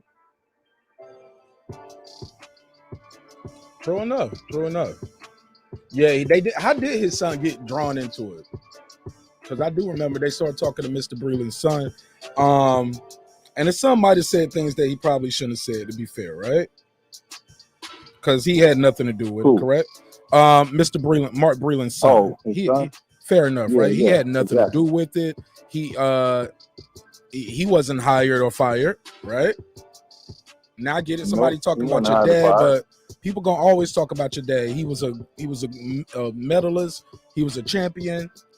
He got knocked out. So people gonna talk about your daddy. Like, you don't always have to get in it, especially in this type of situation, right? Totally agree. So how did Mark Breland's son get caught up in all of this stuff? Do you remember? People had phone numbers to Mark Breland and wanted to talk to him, and his son ended up start communicating with some of these individuals on social media. So then they start popping the question, would you like to come on, my show and just do an interview? We really felt bad, about what Wilder said, and we just want you, to come tell us the true side. No, he don't know the true side. He don't know shit. I never tell too many people this, but I talked to his son on IG. I never talked to him on a live, but I talked to him on IG because he responded to something I said. And I didn't disrespect the man, He's a young kid. I didn't disrespect him. I just told him that, if it's a story to be told, your pop should have told it to the U.S. media. That's all. Don't go overseas and then say they stabbed you in the back. That's BS, man. And I tell people all the time, I've seen Wilder spar 3 heavyweights in one night. And I didn't hear Mark Breland's voice telling him any instructions. Oh shit! Who was you hearing? None. Huh? You said none. What now? I said, who voice were you hearing? JD's. Most of JD's and somebody else that was there. It wasn't Mark Breland.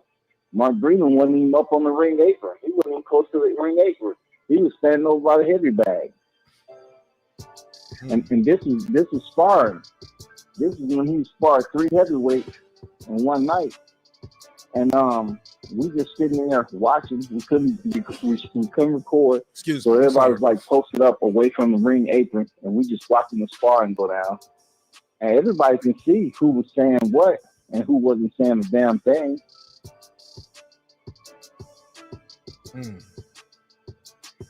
Mark wasn't saying anything, man.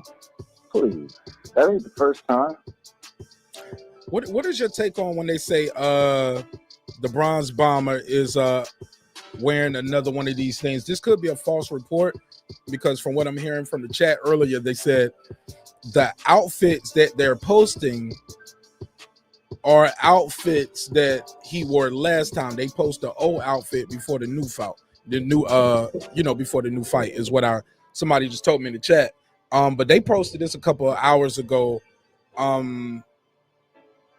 What's your take on that?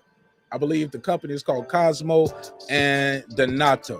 Cosmo and Donato make a lot of. I weigh in. I look at it this way, Mark. I weigh in factors about that suit. You said you weigh what? I just weigh in these factors dealing with the suit. Okay. I just draw these conclusions when it comes to the suit. Just say, for instance, you under the influence of pain meds or pain relaxers, muscle relaxers, or whatever the case, his body is going through. So therefore, you might feel a little sluggish. And then you came in a suit that was a bit heavy, but you say you worked out with a vest. It's just about the weight of the suit, right? So it shouldn't be a problem unless your body is under the influence of something that's causing you to be sluggish and tired and everything else. Him coming up with another suit to the ring, it's not the first time. He's not doing it just because of the suit last time. I mean, I've seen some of his suits. I mean, it's a lot to wear. I mean, Deontay Wilder's 6'7", bro. Yeah, man. 6'7". He said he's benching 350 pounds. So you can't walk a 40-pound suit to the ring? I don't put too much emphasis in that, but that was a long ass walk. And let's be clear, Tyson Fury got carried in. He rested his legs the whole way. And that was smart. Yeah, because I remember used to seeing Tyson Fury always needing a bigger chair. I was like, somebody should find out, is that in the rules? How do you get a bigger chair? You get what I'm saying? Mm-hmm. Like it would be little things like that. I would be seeing them. I would see him just doing little things. Sometimes I'm just watching his gait when he walks. I'm like, wonder how when he jogs, how he doesn't fully extend sometimes, even when he sprints. So I'm looking at all of this stuff, and I could be super reaching. I mean, go gadget, wrist, my G. Like, so I could be overreaching, but he got carried in. The other guy walked almost 100 yards. That was a long ass ring walk. I think if Deontay Wilder would have got carried in, the fight would have been worse for him. Really? So whatever's in his water and the way, absolutely. I mean, because he had the opportunity to get his blood flowing and everything else walking to the ring with that heavy suit on, supposedly, right? So if he would have sat down and they would have walked him slowly to the ring, it would have been detrimental. You know, he would have got punished even more the first half of the fight because it just would have been all bad because his blood's not flowing. You know what I'm saying? He's been sitting there, and time your body raises up to an elevated position, you're erect now. You ready to go into the ring. It could have been all bad, man. It could have been worse than what he experienced in the ring because he was just sitting there waiting for them to finish walking him to the ring. It could have been bad. Well, all right. Well, look, I got to ask you about who you picking. I believe I already know, but who you picking and how do you see the fight playing out? Well, my pick is Fury to lose. My pick is Fury to lose, and I feel Deontay Wilder can get him up out of there under 5. So when you hear people say, like the other caller who called in was saying things like, "Oh, he got blood in his eyes, he ready for it. This fight is about everything on the list." I was asking people when they call in too, what is this fight about? Is it about race, country, pride, revenge, or is it simply best versus best? World Combat Sport, what is this fight about to you, in your opinion? And also, what do you think it's about to our fans? It's about all of what you just mentioned. It encompasses all that. It encompasses retribution, whether retribution and revenge is different. It encompasses race. It encompasses, history. It encompasses a lot that deals with boxing in general, especially going into a trilogy. When a man tries to take your life and cheat in a sport that he's already been caught cheating before, then the demeanor of the man that he's now, a different man, his demeanor is going to be much different, because he's like, damn, you was cheating with Christian Hammer. You was cheating when you fought Klitschko. And now you actually try to take my life as I try to raise you out of your darkness. I try to bring you back to the light, my brother. You was down and out. You was a dope head. You was strung out. Whenever you get right, you broke up right there, bro. You breaking up a little bit, brother. What you do? You're tempted to do the same unto me. You breaking up, World Combat. I'm losing. Yeah, I said you're tempted to do the same. You Hello? Can you hear me? Yeah, I'm losing. Yeah, I'm losing you, bro. Say it again. Yeah. Say that last part Can you hear me again. now? Yeah, say that last part again. Can you hear me now? I can hear you. Yeah, go ahead. I said, you can? You can't? Yeah, you good. Go ahead. Okay.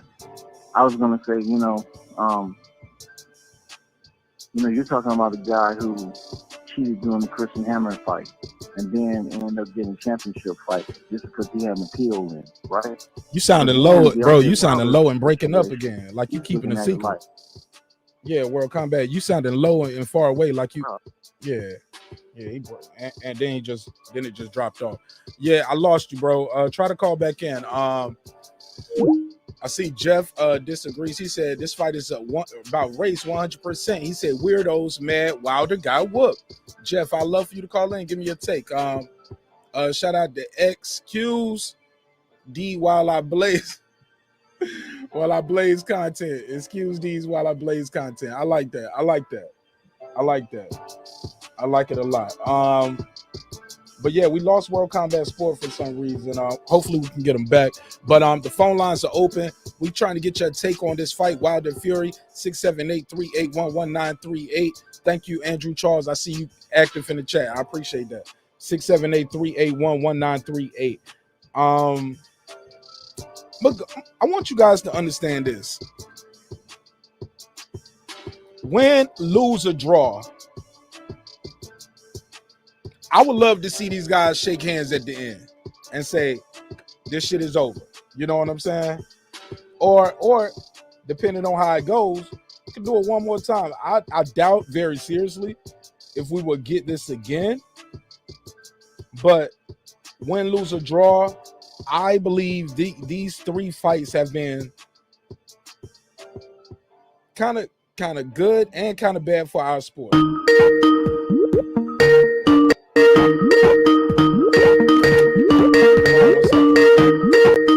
Sorry about that. 917, you on the line. What's your name? Where you calling from? Sorry, the phone line's jumping, y'all. 917, you got first, though. 678, call right back. 917, what's your name? Where you calling from? T from Queens, New York. What's up, T? What's popping, my G? How you feel? I'm feeling good. What's good with you, brother? Man, I'm up here talking this boxing talk. Hey, man, who gonna win this fight and why, man? Yo, T. Oh, yeah, you heard me? I heard you. You broke off, but you said who's gonna win this fight and why? Yes, sir.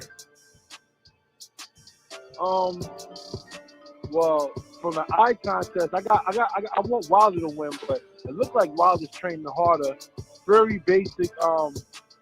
Very basically want to come in and do the same thing.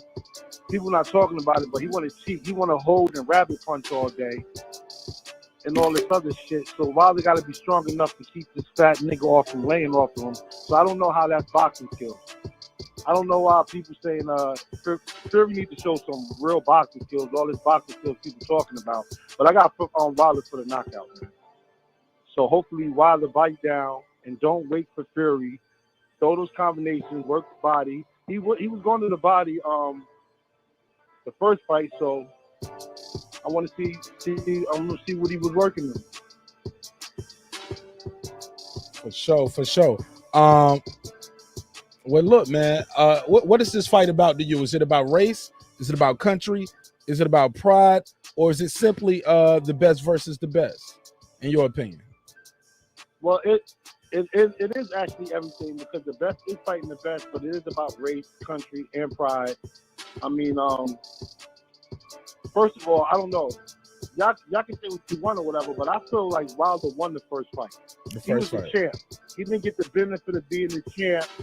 Fury didn't really do nothing but taunt. If you look at the punch stat, I mean, it was like Fury landed like 5 more punches more with Wilder with the 2 knockdowns.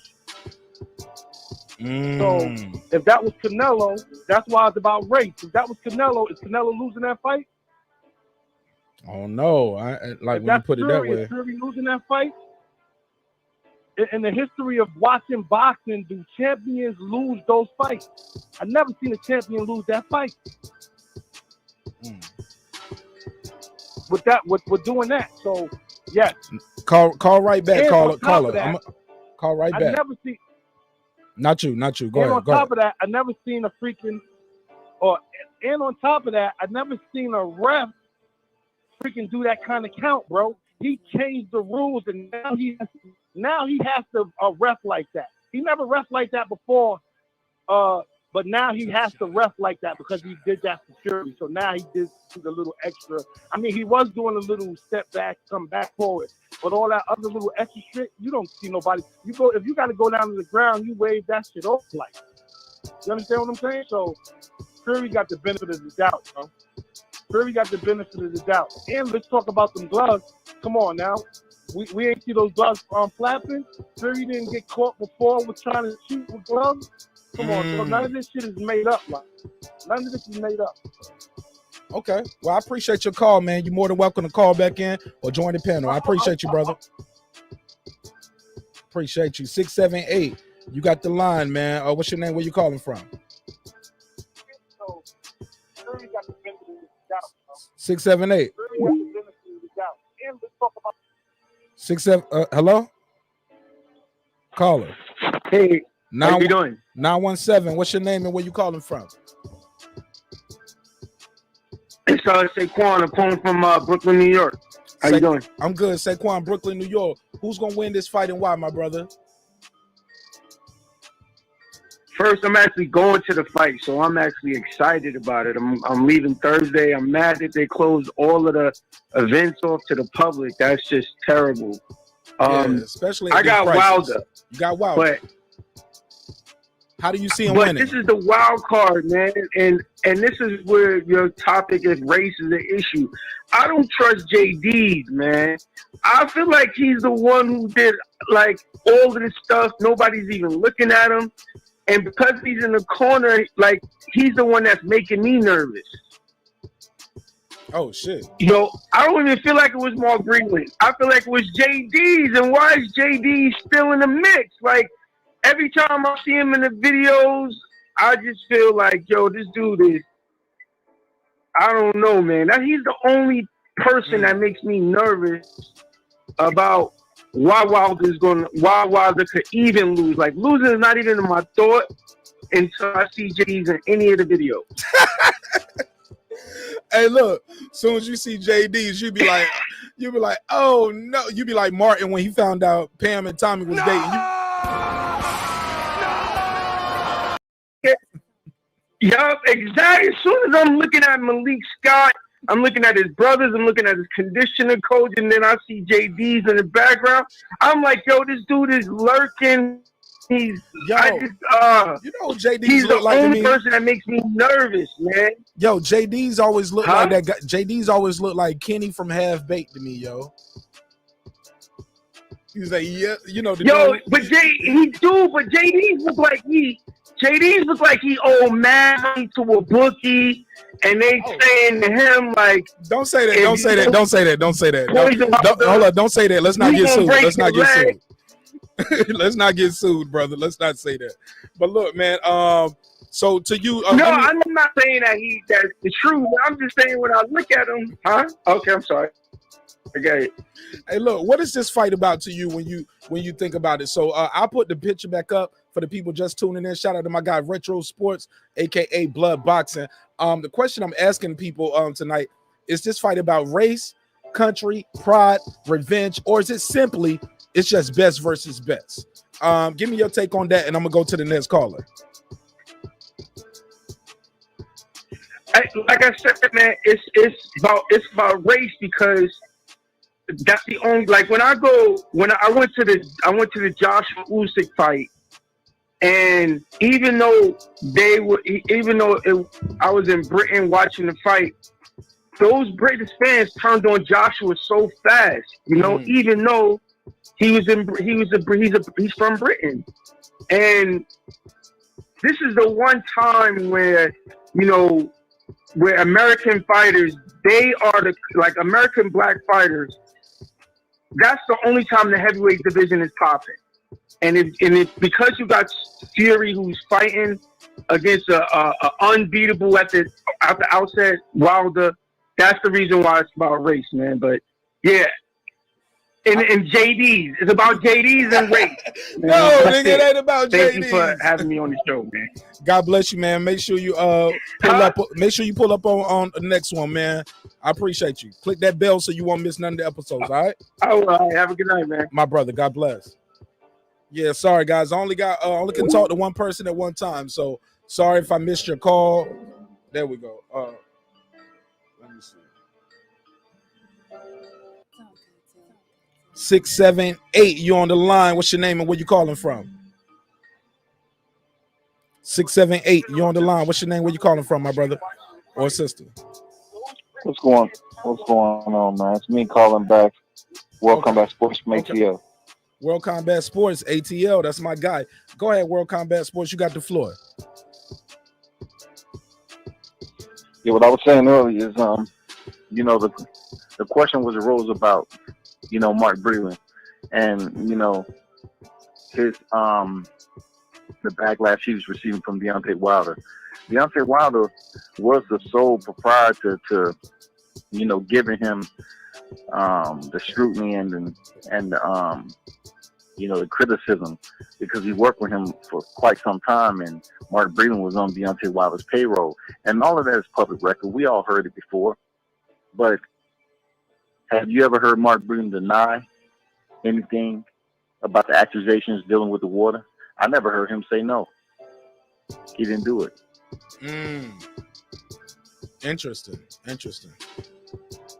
You're right. I did, but you know what? But you know what? Some things you ain't got to respond to. I mean, for me, some things might be so ridiculous that I won't dignify with an answer. I'm sure you heard of that, right? Absolutely. So I'm just playing advocate. When it comes to this fight right here, I'm sorry. Go ahead. Go ahead. I just know my brother Ricky Williams always tell me he was like, man, don't ever give to be the devil's advocate. But I'm just playing advocate. So I'm just saying, like, at this point, none of that matters, right? How do you feel about the last caller that said he don't trust JD's? Yeah, that's hard for me to. Because you met that man. You shook his hand before, right? Yeah, I have several times. It's hard for me to kind of fathom where is he going with it, or why he feel the way he do. Is it just off what he's seen, with JD's, the way his expression is on his face, or his dealings with Deontay Wilder since day one? Because he actually was in the gym when Deontay Wilder came in there, JD's. So if you think it's not a deep sense of loyalty between Deontay Wilder and JD's, you're sadly mistaken.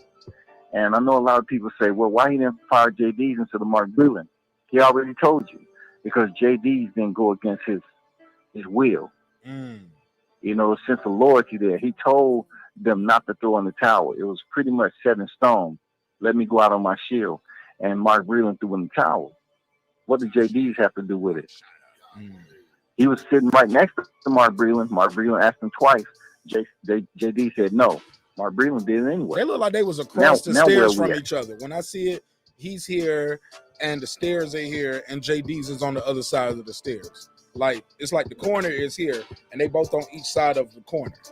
When I look at the footage and I see Breland throw the towel. Am I mistaken? But JD's can still communicate with Mark Breland though. Fair enough. No, they was. I'm not sure what angles they was at, but you know, they can turn and look at each other and communicate. They was that close to one another, obviously, because they in Deontay Wilder's corner. All right. So, you know. Go ahead. I'll give you the final word. So you just picking him to win. Are you picking no knockout, no certain round? No, you don't have any. I said I got him finishing under 5. You got him finishing under 5. Okay. I have Deontay Wilder finish the fight under 5 rounds.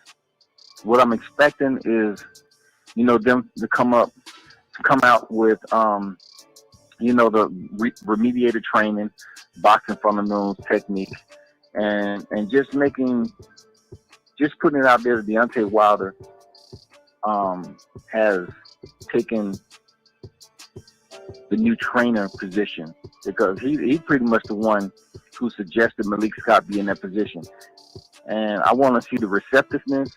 I want to see him listen to Malik in the corner. I'm curious to see what Malik is going to be saying to Deontay if the fight go round after round. I'm curious to see what instructions is going to be given. And then also, I want to see if Deontay Wilder is going to go out there and execute those instructions. Now, you're right when you say that. It's a 2-part thing, right? You need to somebody got to give you a game plan, but the most important part of any game plan, right? And you know this is the execution of any mission. That's the most important part.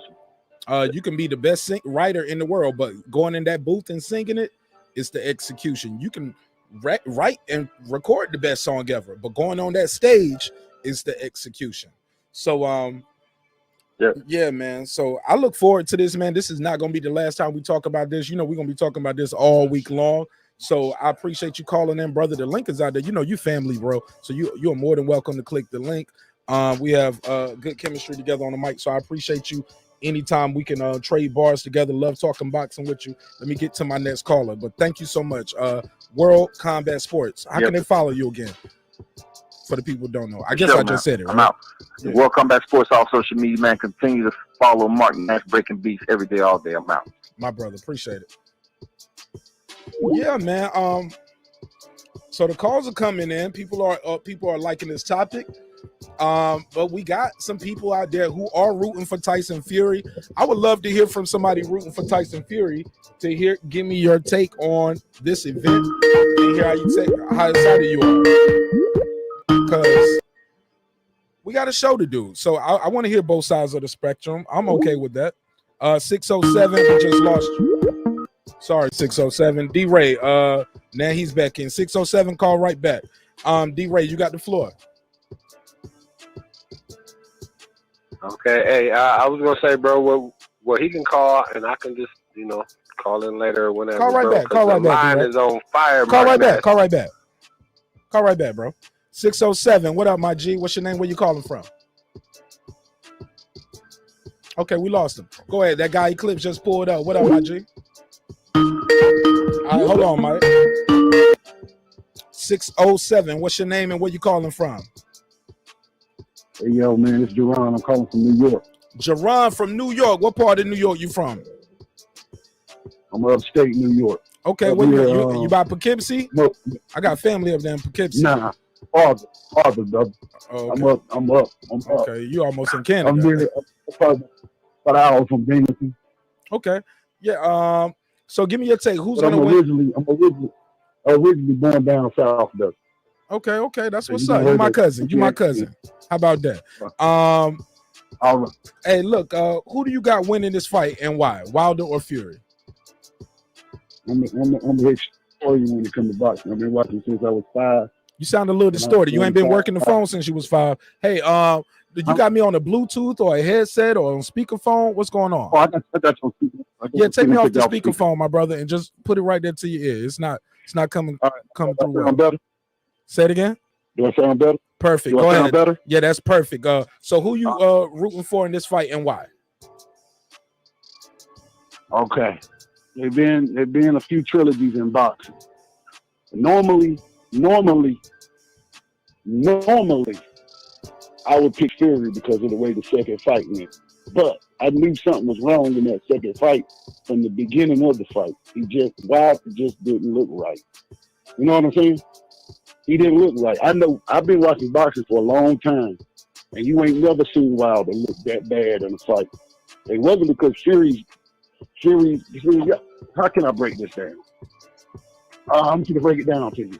Fury. Remember when Fury fought Klitschko? Yes. Right?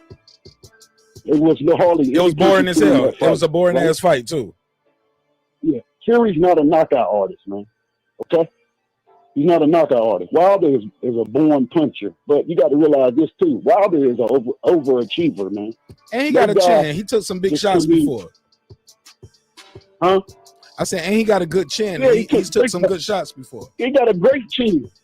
Think about it. Some would argue he had a better chin than that out. Klitschko who got knocked out. Yeah. Fury didn't knock him out. They threw the towel in. He wasn't gonna quit, man. And with a power like him, you don't know what could happen. So this fight right here I think Wilder's gonna knock Fury out. It's gonna be ugly. Because he's a true warrior, man. He's a true warrior. Fury can box too now. He's a better boxer.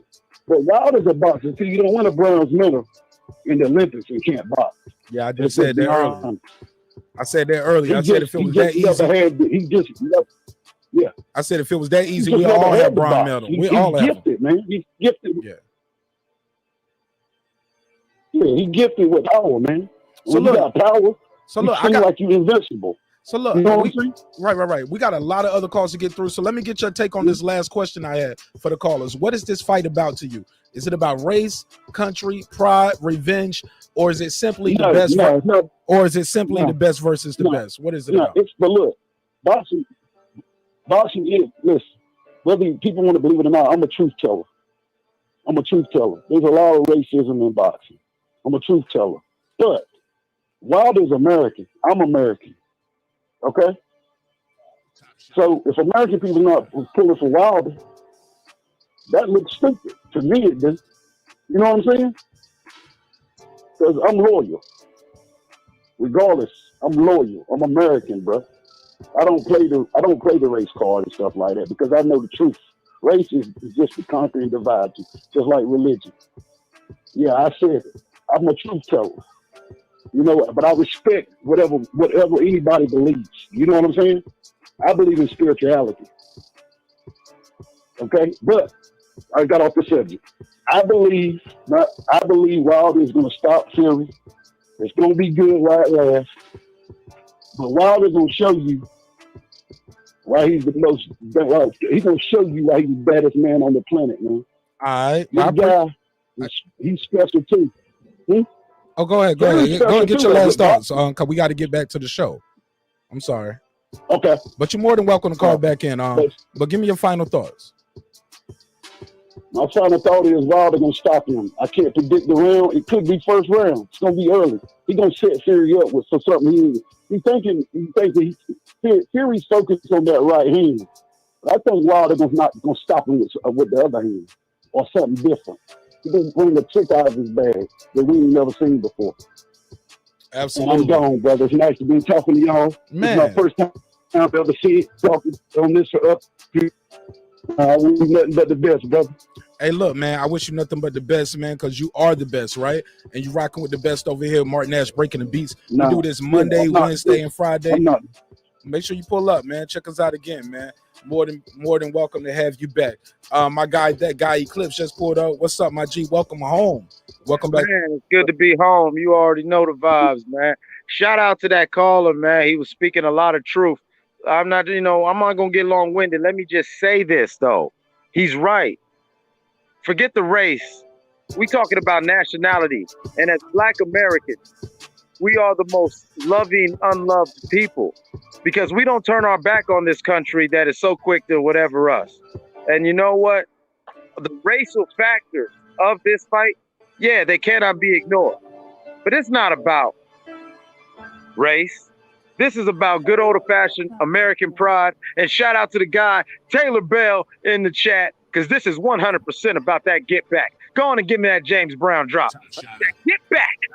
Hey! And if you can't understand and respect get back, then you don't understand what this sport of boxing is about. This brought boxing back to its element. Two men in the ring trying to run that fade and get some understanding. They done ran the fade twice and still ain't got it together. So they need more understanding. And not only that, the fans demanded more understanding because we saw both fights and we were confused. So we need to clear it up. Y'all can talk about race and it's there, but let's not get distracted. This is about that get back. Hey, for sure. So earlier I was playing this clip. And again, guys, you want to call in and get your thoughts and opinions heard. The number is 678-381-1938. You do not have to root for Wilder. You do not have to root for Fury. We just want to talk to fans of the sport of boxing who really care about this fight, who are going to buy the fight, who are going to go to the fight parties, who's going to go out and fly to Vegas and spend your time, your energy, and your money getting a babysitter, going out there, flying out there, getting a hotel, and looking forward to a good night of boxing. So that's always super dope. I'm not familiar with you right here, so let me hold on. Somebody's been. Go ahead, the XO of RO. What's your name? Where you calling from? Hey, what's going on, Mr. Nash? Thanks for having me. I am the XO of the RO. I'm actually from Southern Arizona. Hey, I love Arizona. Yeah, man. Where are you from? I'm originally from North Carolina, moved to Baltimore, joined the Army, and now I live in Atlanta. Man, it sounds like hey, my what's story. up, XO? I used to be out in Fort Huachuca. What up, big guy? Uh-oh, I'm real close to that guy. Okay. What's happening? What a small world. Hold on, yeah, Sierra. Hey, brother, brother boxing, hang out in the background for me for a second. Go ahead, XO. Give me your thoughts. Well, sir, we are on the cusp of an event that is as big in sports that has been in over 100 years, sir. Okay. So, who do you got winning and why? There has never been an event like this. So, who do you have winning? XO of the RO. Who do you have winning and why? What's going on, brother? I have Deontay Wilder by 4th round knockout. Okay, so you picking Deontay Wilder by 4th round. Yes. What is this fight about? Why is this fight so polarizing to people, in your opinion? Is it about race? Is it country? Is it pride? Is it revenge? Or is it simply the best versus the best? I think what this fight is about, sir, is bigger than boxing. I think Tay Jones has made it very clear that this is a special event that most people don't understand. This boxing fight is about Tay truth. Jones? That's my guy. Yes, he's a great scholar and a professional at his craft, and he's one of the historians that has been able to record this event. You see, they're not going to be able to hide history, Mark. I'm listening. It's already been written and it's been witnessed, and we caught them. I've been in the field for a long time. I've been a photographer since I was a baby. I saw Mike Tyson take his first loss, and I was 7 years old. So God has been showing a lot of his children these things for a very long time, sir. This is not an event like I can compare. There's no comparison. This is Jack Johnson and Muhammad Ali and 3 times the charm, the king, literally the bronze bomber. This guy has already broken records that nobody is ever going to touch. The guy already knocked out Fury in the first fight. Obviously, there's a problem in the second fight. I'm sorry, being a photographer, it's very clear. I didn't even trust the guy. When Young Pharaoh came out, Mark, sorry, a year ago with evidence, I didn't even trust the guy. I said, no. I know Young Pharaoh. I don't get along with this guy. I had beef with him, and I'm just a little guy on the internet, so he just squashed me and pushed me to the side. So I was like, cool. So I didn't trust this guy. I saw him. Oh man, 5 minutes. Hey, look, hold on. Listen. I'm Okay, listening, but you gotta let me have fun, man. It's my show now. Go ahead, I gotta sir. get these jokes off. You said now he just squashed you, right? Was it like this? Yeah, it was much more painful. It was embarrassing. So I didn't trust this guy. Let me tell you, I went to his channel. I saw what he had to say. I knew within 5 minutes he was right, and I couldn't believe it. And I knew that he was right about what he was saying. So I'm sorry, there's a pink elephant in the room, Mark. Clearly, Fury's punching through the wrist of his glove in both fights. Fair enough. The cat's out of the bag, sir. Okay, fair enough. I used to like Fury, but Deontay Wilder is special, and he has all the disadvantages. Everybody hates him because he was so different. That's what's amazing, sir. I've never seen so many hate. You know what I mean? So many psychopaths trying to literally destroy the image of somebody just because they hate the man because he's different. He's the most unorthodox. He's the most original. He is the fastest. He is the most powerful, and people hate him that his style is so different than the norm. Instead of going around and doing what everybody else was doing, he invented literally his own method that destroyed every single fighter he's ever faced. He has literally stopped or knocked out literally every single man he has ever faced, including Tyson Fury, as he admits he woke up at 5. Fair enough. Okay, well, look, bear with me. We got somebody else just pulled up. His name is Brother Boxing Talk. Brother Boxing Talk, how you feel, my G? What's your name and where you calling from? Well, I mean, I just said your name, but what part of the earth are you roaming the turf?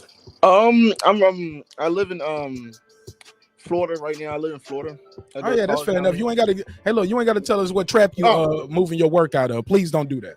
Please don't do that. That's a joke. That's a joke. That's a joke. He's not moving work out the trap. He's moving it on the internet. All right, little joke. Brother Boxing Talk. Who's gonna win this fight and why? Well, I got Wilder. I think Wilder can add more tools to the bag, but we just can't sleep on Fury though, man. You know what I'm saying? Fury's a bad motherfucker. You know what I'm saying? He's a tough dude. He got back up and Wilder hit him with the right. He got back up. So if he gets back up again, bro, what's going to happen? Is Wilder going to be shocked again? You know what I'm saying? So you got Fury winning? No, I got Wilder. I said 8th round TKO by Wilder. I'm just saying, I think Wilder has to add more because I'm saying that I think people are just trying to act like, I think as Wilder fans, we don't want to act like this ain't Wilder's hardest fight. You know what I'm saying? You said we are acting like it, or we're not acting like this. People act like he's going to decapitate Fury. I'm like, nah, that's not going to happen. It's a hard fight, man. That's what I'm trying. It's a hard fight, and I'm saying I got Wilder. I think Wilder's going to have to try to be first. He can't let Fury be first. He can't let Fury put him on the back foot. He has to be first. He has to jab. He has to go to the body, and I think he's going to stop Fury in the 8th round. TKO. Okay.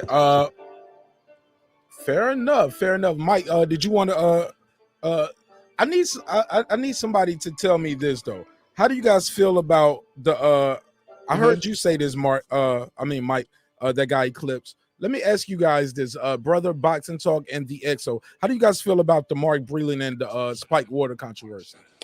I feel like he didn't get along. I think him and Mark Breland was not even getting along, and I think the Spike Water situation, bro. Like I really don't want to talk about that situation, bro, because like I'm over this shit already. But I don't know how to feel towards it. I like Mark Breland. I like him as a fighter, and it's kind of like hard to talk about it, man, because I like both of those guys. But it's kind of like I'm in 50-50 with it. I'm like, with the Spike Water, I'm not sure about the Spike Water. But we know Fury's a drug cheat, but I'm not sure about it. Hey, what's understood don't have to be explained, so it's all out. So go ahead, give me your take on it. What's your take on Mark Breland, EXO? You know, I think that unfortunately he envied Wilder more than he cared about him. And there's a catch-42 here, because at the same time, history had to go down this way, but it was his own selfish self-worship that forced him into those actions to make him want to decide Deontay Wilder's life. And he took that opportunity to take control of somebody and use it against them. So that's what we can tell. That's obvious, just psychological issues here, one-on-one. Everybody talks shit about Mark Breland when he's working for Wilder. As soon as he leaves, now he's a hero. I mean, it's just more of the same, exposing how people are Mark, going to I have just a question. psychotically hate. Let him finish, Deontay please. Wilder. Please Sorry, let go him ahead. finish. Go ahead, brother. Go ahead, I have XR. a question. So, do you think it was the poison water, or you think that Fury just hit him back in the head so many times through it? I can't hear you. Do I think? Do you think that was not the poison water, or it's the equilibrium shot that threw Wilder off? I couldn't tell you, bro. Like, Because I feel like people, like, we just want to disregard that man had no legs. He had no legs because of the suit. Well, there's no. There's many issues. The whole thing is literally watching faces of death. Hold on. Hey, we're not gonna. Hey, look. Let's not crosstalk. He asked me a question. I'm trying to answer it. Please let me do this. But for me, I feel like it's a multitude of issues that went down there. It's a perfect storm. Any and everything that could have went wrong went wrong. Fury got carried in.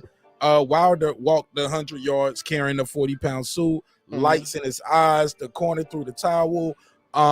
Fury had a different game plan.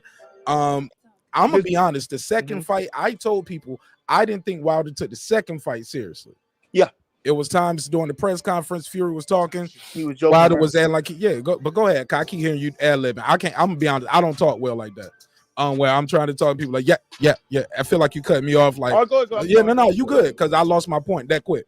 So I'm gonna let you go, and then I'll say what I had to say. I was gonna try to ask y'all a question. It was reported that he's gonna wear the same suit again, but he's just gonna take the lights out and the batteries out. How do y'all feel about that? Oh, we already talked about that. Maybe you were late I was a to little the bit party, late, so I don't know. but yeah, I'll let these guys answer it. I already spoke on it. Mike, that guy Clips, you got a question about that? Because from what I heard, that was not true. The suit that was posted is the old suit. The people who post the suit, they always post his old suit before the next fight. So that's not the new suit. And when you look at that suit, I can share the screen. I got it right here to give you to answer your question better. Thank you, marqnash, for that. Yeah. I got it right here. Cue it up. Yeah, man, it's a live show, but I do this. So here you go. See that? See how quick that was? It was boom. This suit right here looks exactly like the old suit. I don't think he's wearing this suit. It looks too much like the old suit. But what's the red one? Is that the red one is like what, like it looked like the mock-up version. Like, these are sketches, right?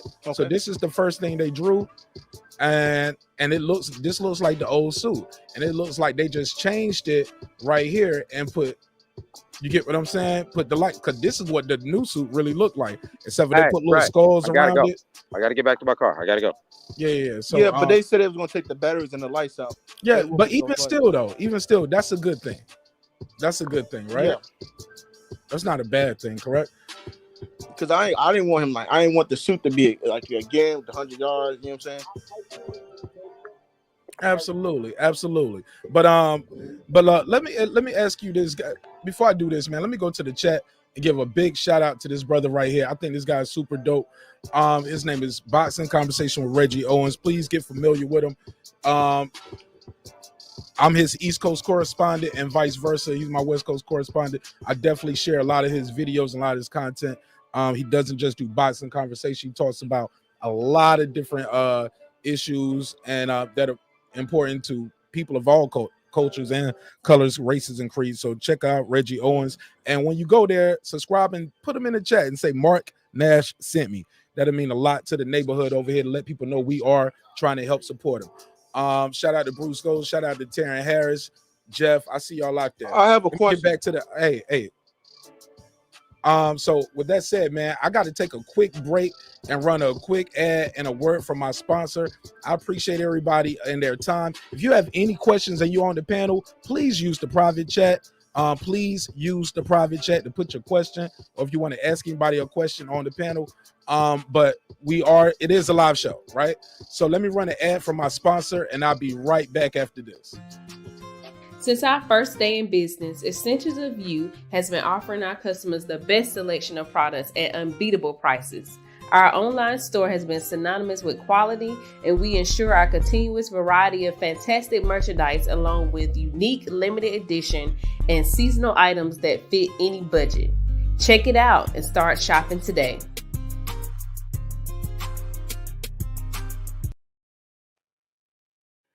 Yeah, man. Again, if you or somebody you know are interested in being a partner on the show, holla at me. My name is marqnash. My email is in the description block of this and every video. So we will love to look up with you and partner with you far as being a branding partner. So 678-381-1938. We're going back to the phones.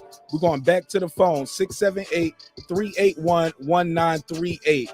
Give me a call. Let me know what you think of this fight. 678-381-1938. The phone lines are open. Got my guy here, that guy Eclipse. Hey, Mike, when I was talking to you about this fight the other day, I was talking about the fight could have been billed as no excuses. Yeah. Remember that? Yeah, I remember that. Some people told me that sounded like I'm saying Wilder was making excuses. I'm like, no, I ain't saying that. But also, some people think I'm saying this is like saying, bear with me, Fury would be making some excuses. D-Ray, thanks for calling back in. What's up, my G? How you feel? I feel wonderful, man. Hey, each minute, man, we get one step closer to the fight, man. And you know, the anticipation of a big fight that's supposed to clarify and settle a lot of things, man. Nothing like it, bro. You can just imagine the feel of that arena, you know, 30 minutes before the fight, man. Oh my goodness, bro. People they gonna be losing their head. Are you betting on this fight? Are you going out there? Are you ordering a pay-per-view? You going to a bar? Ooh, see, how you watching and the that's fight? one thing I wanted to. I apologize, bro. No, you good. How you watching the fight? I'm just gonna watch it. I'm just gonna buy the pay-per-view. But that's what I was saying, man. Is that never again will Wilder be such a live underdog? The hood should get paid off of this, huh? I mean, if he gets the revenge or whatnot that you know you're asking about, I'm saying, man, we should come up, bro. It should be like PPP all over again. Hey, man, but listen, I was saying, bro, that I think that it is gonna bring a lot of clarity, you know, or either. You know, it could be to the point where they might have to do a forfeit, and I don't know if any, you know, a lot of people want to see that. But I got a Mark Brulin scenario for you, the panel, and the chat. Is you ready for it, bro? I'm ready to hear it. Go ahead. Okay, now it's alleged that there was some shenanigans going on, right? That Wilder was being cheated. Am I correct or not? I've heard that. Okay. Right. Now I'm just saying, if that's the case, I don't think Breland did nothing wrong by so-called throwing in the towel if he know that his man is getting cheated, bro. You know what I mean? I think that you know, that's why, you know, we wanna keep the towel off the camera in the locker room. Because we want to see everything and we want to know that it's a fair fight. And once we know that, you know, to a certain extent, you know, it's on them two men to settle whatever they got to do. But I'm just saying, bro, if the man is being cheated, I don't necessarily consider it throwing in the towel. You know what I'm saying? I consider it giving him what is it, 18 months to be able to recover and be able to go into that fight, you know, as in the best condition that he could go into the fight in. What you think about that, bro? Oh, I'm listening, man. You cooking. Go ahead. No, I'm just saying though, if he was being cheated, you know what I'm saying, then it ain't necessarily throwing in the towel, bro. It's trying to get fairness into the competition. You know what I mean? This ain't no street thing is what I'm trying to say, bro. Now it's different, I guess. I don't know, but you know what I'm saying. I'm just like, they got rules in the boxing ring, and if they ain't being followed, right? And the trainer, he's supposed to be riding with you, watching you getting cheated. I mean, I just don't understand and see the love in that, bro. You know, now, you know, to one guy it could be, hey, you know what I mean? I'm blindly doing whatever the other guy tells me to do. The other guy can be like, bump that. I'm gonna do what I think is best for him, even if it costs me, you know what I mean, where I lose my job and reputation is tarnished, bro. I mean, Mark Breland never had a incident that I ever known. You know, if anybody can bring it up, I like to hear some Mark Breland controversy before this water thing all happened. OJ had never been tried for murder before neither, though, right?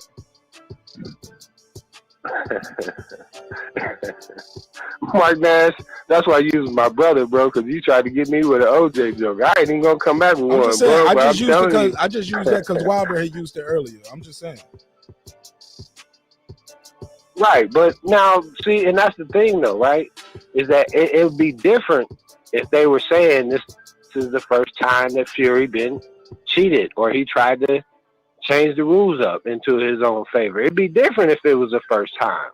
But you know, I'm almost getting close to the second hand on trying to find out how many times, you know what I mean, some craziness going on. Not to mention the wild boar meat kind of stuff. You know what I mean? So I just, you know, it's tough, bro. So you want JD or whoever is in the locker room to, you know, be a presence in there, man, and not just, you know, somebody who's just happy to be there.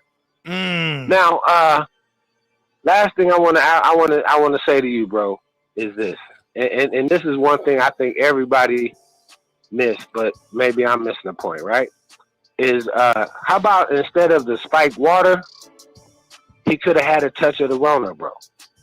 You know what I'm saying? I think that, I'm not saying did or not. I'm just asking a question. But I'm saying, say what? What? What? I'm saying, bro, that at that time. You what? What happened? You what? You what? Bruh. You said he got the Rona. Dropped on me, bro. I did not say that, bro. Don't. I said that I think that that's a higher possibility than some poison water thing. What I'm saying, right, is that at that time of the fight in February 22nd, Rona was running wild, bro, and it was out of control. I'm saying people didn't even know about it that time. I threw a fight party. That was my birthday weekend. Right, but they were spreading it, though. Am I right or not? I didn't see. Nobody really I'm going, bro, but I'm just saying, man. But I'll answer how you want me to answer. I'm sorry. What you want me to say? I agree. No, you didn't have to agree, bro. I'm just saying it didn't start really getting rampant until about March. No, brother, I'm just trying to tell you. And right here, where I'm at, what people didn't even really know about it. It wasn't more to like March. Really, that's when it. Right. Really well, that's what I'm saying. Nobody did, bro. Thank you very much, man. I appreciate you letting me put my 2 it's all love on this side. Everybody subscribe, like, and share. Appreciate it, D-Ray. Yeah, man, it's all love with D-Ray. Me and D-Ray, we don't always agree, but one thing we do agree on is Terrence Bud Crawford will beat Sean Porter. Oh, Sean Porter gonna get that work, bro. Oh, he gonna get that work, man. I know it too. But go ahead, shout out to you. That guy Eclipse just pulled back up. What's up, my G? Man, nothing much, man. Just, you know what I'm saying, just out here bending corners in traffic on my way back to the campsite. You know what I'm saying? You know, got things to handle. But yeah, man, you know, I think it's a little far-fetched, but I will play devil's advocate. No one knew about the Rona. That could have been a possibility, but there's a lot of things that are possible. So I'm not just going to laugh at that.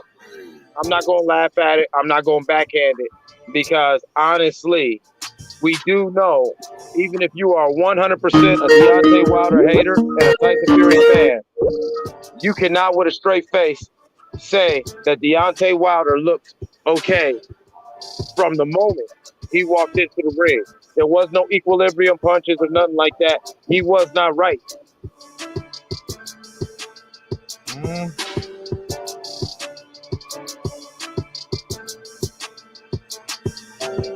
Well, you know, that's just where I was going with it, though. Yeah, but we don't know though. We'll never know. All we know is what he told us. But let me do this real quick. Shout out to the super chat. Bands on bands. Bands, where you been at? Appreciate you pulling up in a major way though. He said 5 people match or beat my donation to support this show and good content. I couldn't agree more. Thank you so much, man. All these folks that's been here and came and left, he the first one to make a donation. And I really appreciate it because we really need it. We go back to the chat. Somebody said, Wilder always dangerous, but Fury got him on speed dial. Shout out to Jeff. Ain't seen you in a while. I hope all has been well. Cooking with Sir Singh. He said, a touch of the Rona. Sir Singh, cooking with Sir Singh. Maybe it's sprinkles. He had a whole Rona cake. Just how you put some powdered sugar on top of a dessert. Just some sprinkles. Bruce goes. Hold on, let me go to the next card. 757. Hold on. 757. What's your name? Where you calling from? 757. You on air. What's your name and where you calling from? All right, 757. It's Zoe. I'm calling from. This Zoe. I'm calling from Virginia, VA. Okay, what's good, Zoe? Who gonna win this fight, Wilder and Fury? I'm going for Wilder. I'm hoping he can pull this third fight off. Like I said, the second fight, he was definitely beat up. He was forced to go backwards. He was forced to, work on things to box in the way that he's not used to. I'm thinking that Malik Scott, has worked on his balance, on his footwork, on his ability to slip a punch and move off the back foot. So I'm going for Wilder, man. He seems to hit physical condition. People are talking about what's his name, Tyson Fury, the fake Corona, but I think that the reason why Wilder and his kid didn't make a big fuss because they wanted the extra time too, and they felt like the extra time. You ain't got me on speaker, do you? Because the speaker. You got it, brother. You got it on speaker. You said what now? Is it on speakerphone? Because it sounded a little distorted. Say again. Take it off speakerphone.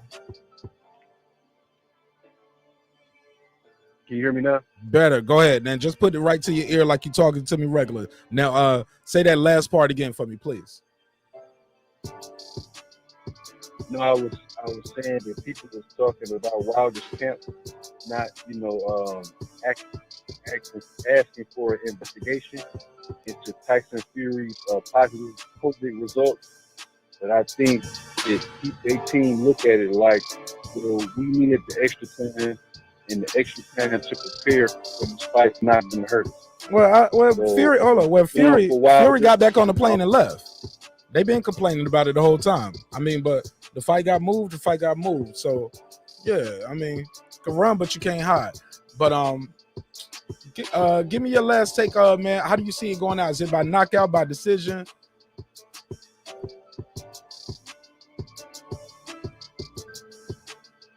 Yeah, I can't hear him. I can't even hear him.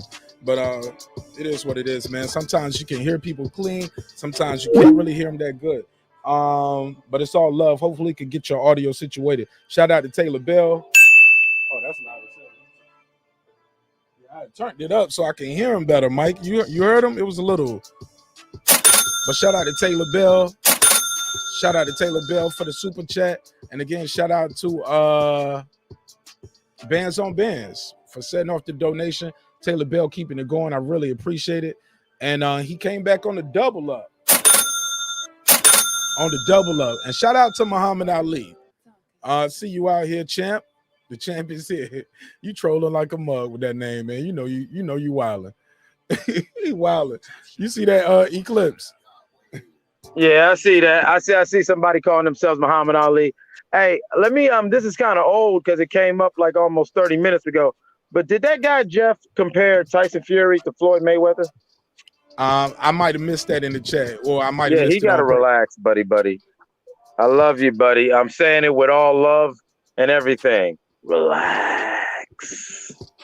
Hey, look, somebody brought up the Crawford Porter fight. Y'all know I'd be remiss if I didn't do that one. Y'all already know we can mix that up all day. That's like the story that we gotta get going. I'm all for that one. How do you guys see this fight playing out? I'm gonna end that other poll and we'll start this poll right here. And yeah, who do you see winning this one, bro? Well, first of all, as an official ambassador of the great state of Ohio, shout out to former champion Sean Porter. We love you. We wish you dressed better, but we love you.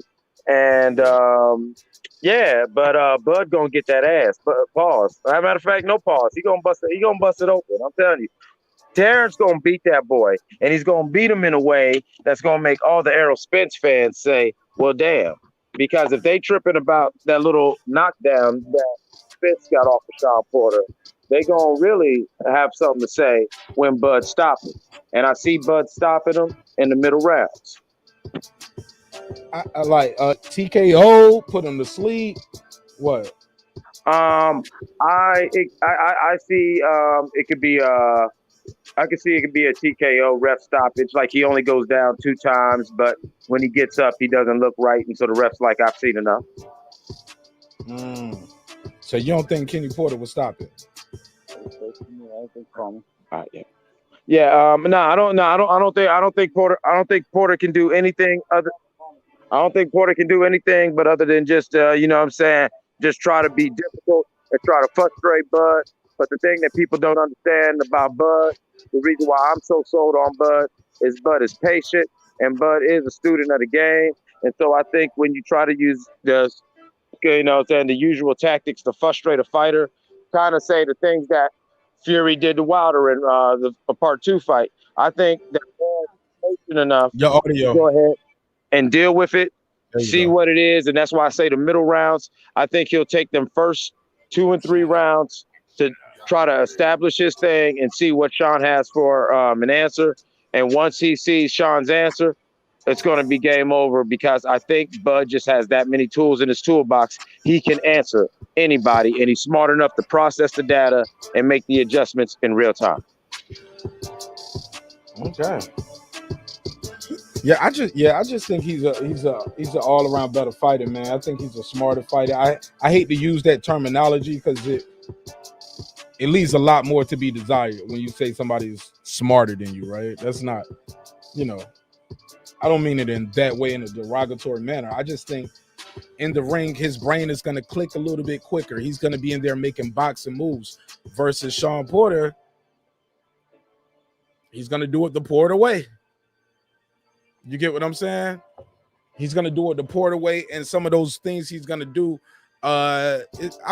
Sean Porter got a, who did he get that draw with? Was it Julio Diaz? Sean Porter just does things sometimes in the ring where he's like in the ring where he's stalling out, just moving around. He get hit with a good shot. He just go crazy, like it's just all wilding, gets clipped, hugs, smother his own work. But more importantly, he drops his hands and lunges in with his head. And I think he's gonna get clipped. Yeah, I agree with you 100%. And it's gonna look bad.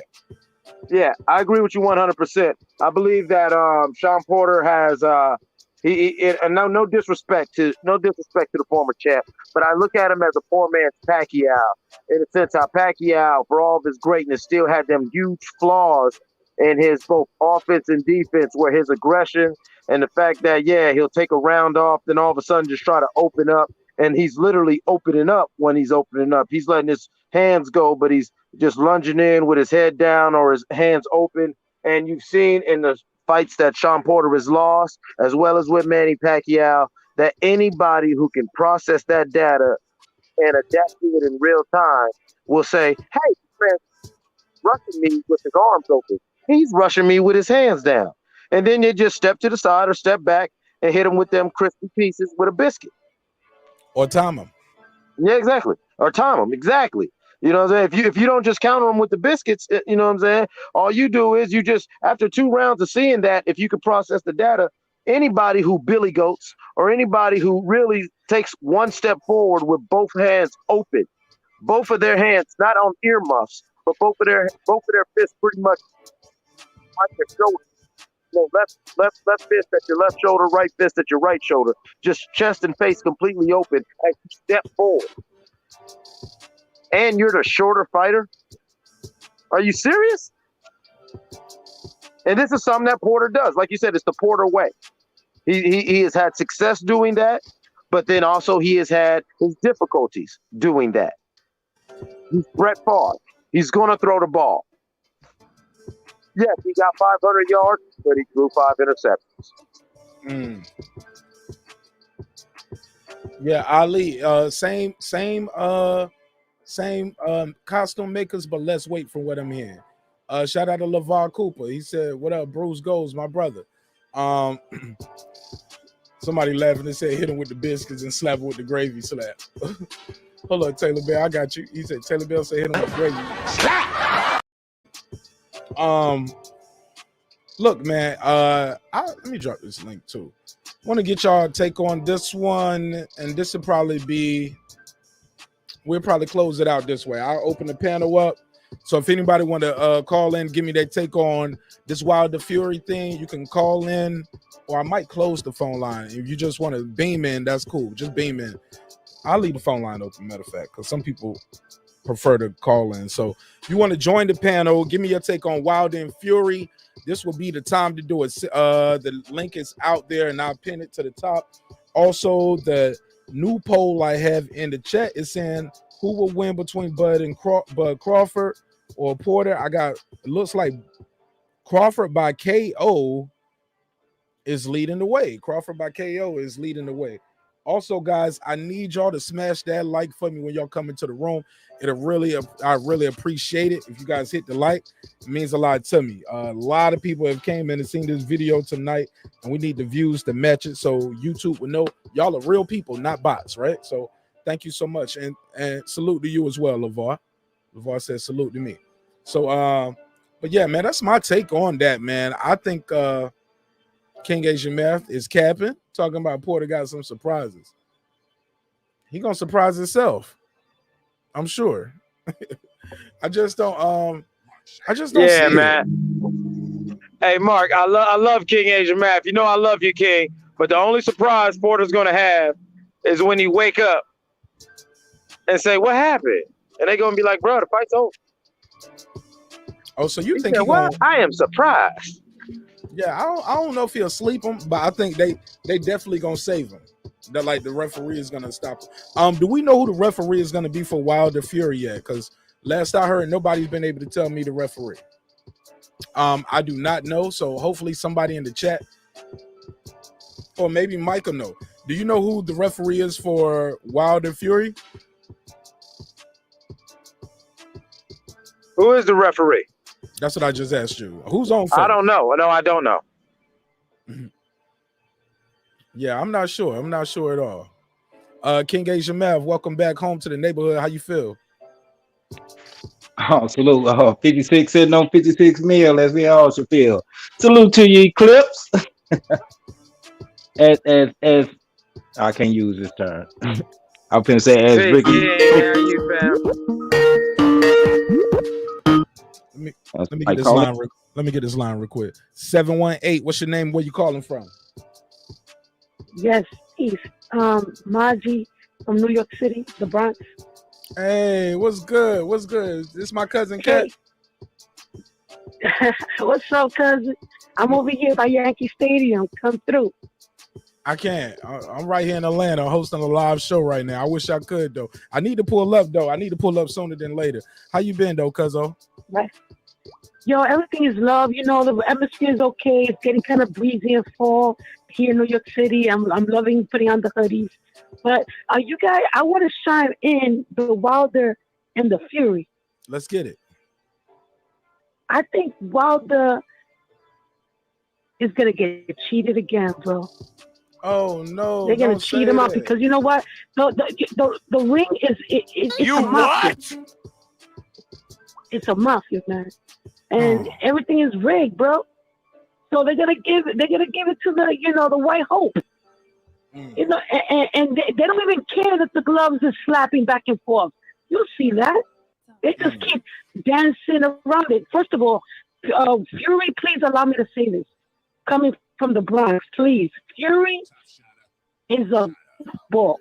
He has a body like a 60-year-old woman that lives in I don't know where.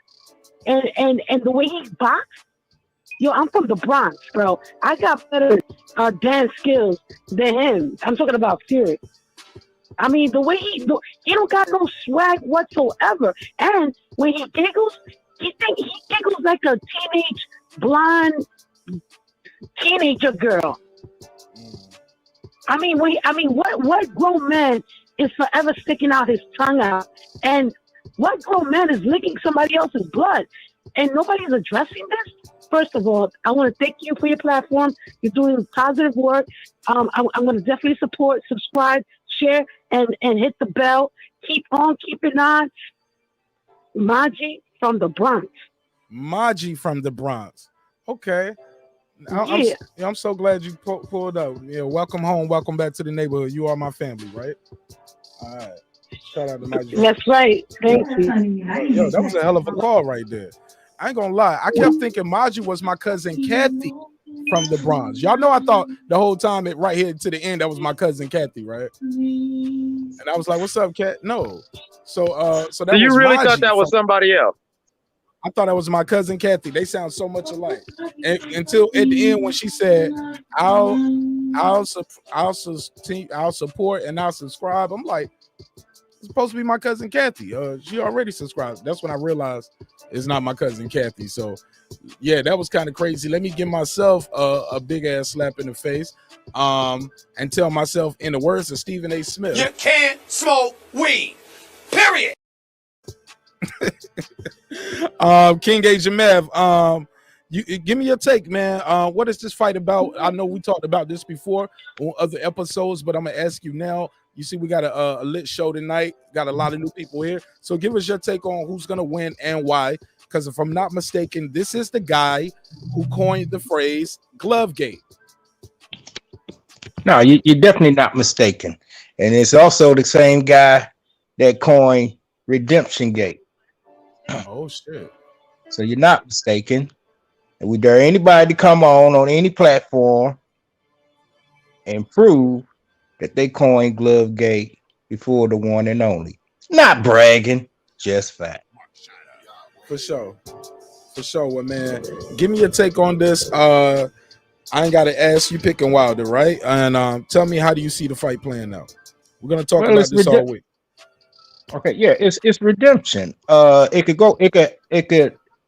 He's gonna redeem himself, and it could be done in various ways. I'm expecting a brutal KO of epic proportions, somewhere around the mid to late rounds. I think he's just gonna play when give the people their money's worth for entertainment purposes, take them to deep waters, and then just drown them. Hopefully, Fury's corner won't throw in the towel, but don't be surprised if they do. They probably don't want to see the finish him. All right, Yuki. And then, just save him. So Hold on. Wait a minute. You just hold up, bro. Those are two different games. We know it. Finish him is Mortal Kombat. Yuki is Street Fighter. You tricked me. Hold up, fam. I know this is your show, and I missed one. Ultra. It's gonna be all three of them because this is a trilogy. Man, So so wait a yeah. minute. He was Scorpion, Ryu, and Glacius at the same time? Hey, that see now. You got to go with. Oh shit! You got to go with. Damn, I'm forgetting their names now. But the three boxes of Jax, Combo, and come on, man, help me out. I'm low. You know, I'm 56. But I was the shit on all three of them. I bullshit you not. That Killer Instinct Gold, I smashed Oh, on. Killer Oh, Instinct was my shit, yo. I the used to sick on the love one Killer that was on. Instinct Yeah, the one and that Double Dragon. yeah, But that Killer was Instinct combo was on there. Am I yeah. right? Oh, my bad, Mark. That Nah, was nah. combo right clips. Killer Instinct. Yeah, Okay, that now was combo right there. Yeah, you ultra, because that's why I said Glacius, because I get Glacius and do Cat so dirty. oh yeah, you're right. Yeah, I wouldn't pick combo against Glaciers. I know this is going a little bit off topic, Mark. I'm a gamer. A little. A little. But we keeping it boxing. Hey, now I wouldn't pick combo against Glaciers. I have to go get You losing them. You losing them. Just leave it where we left it at. Let's just get yeah. back to these guys. All Let's right, get back yeah. to Wilder boxing. gonna win, Okay, basically. Wilder okay. gonna win big. Now, Wilder is going to put on a performance, of the ages that he's accustomed to. Expect that, believe that, and he will achieve that. Fury knows what time it is. Everything is getting checked out the gate, so he have no tricks to be able to, no smoke and mirrors this time. So he got to come in mano a mano. This is what I would give Fury. First fight, he was able to use, the footwork and all that. I don't think he have that anymore. I don't think he have that no more. That was what was that thing? An anomaly. Caught lightning in a bottle that night, and he still got stressed out. He don't have that anymore, and so he's primed for that vicious KO. That ultra finish him and Hayuki. Well, look, let me see if I can get Okay, somebody who's rooting for Tyson Fury to beam in or call in before I land the plane. Anybody who rooting for Tyson Fury or believes he's gonna win, you are more than welcome to call in and or beam in before we end the show. Probably gonna end it in about 20 minutes. So now's the time. Please do it if you want to do it. Do it now. King Asia Math, somebody said in the chat, and that guy clips, his name is Willie Harris Sr. He said Bud is gonna run out of gas.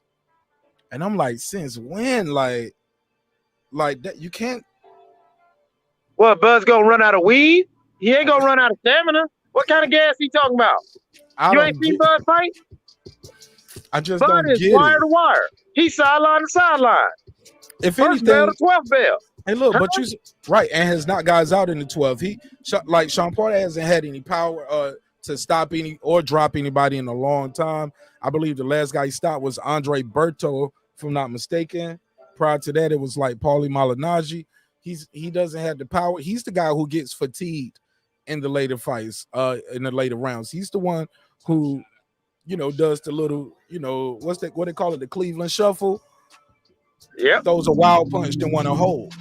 He damn near ran from Julio Diaz the last 2 rounds of that fight. Or is it Juan Diaz? My brain mistakes right slipping right now. I'll find it though. What's the guy's name that Sean Porter fought?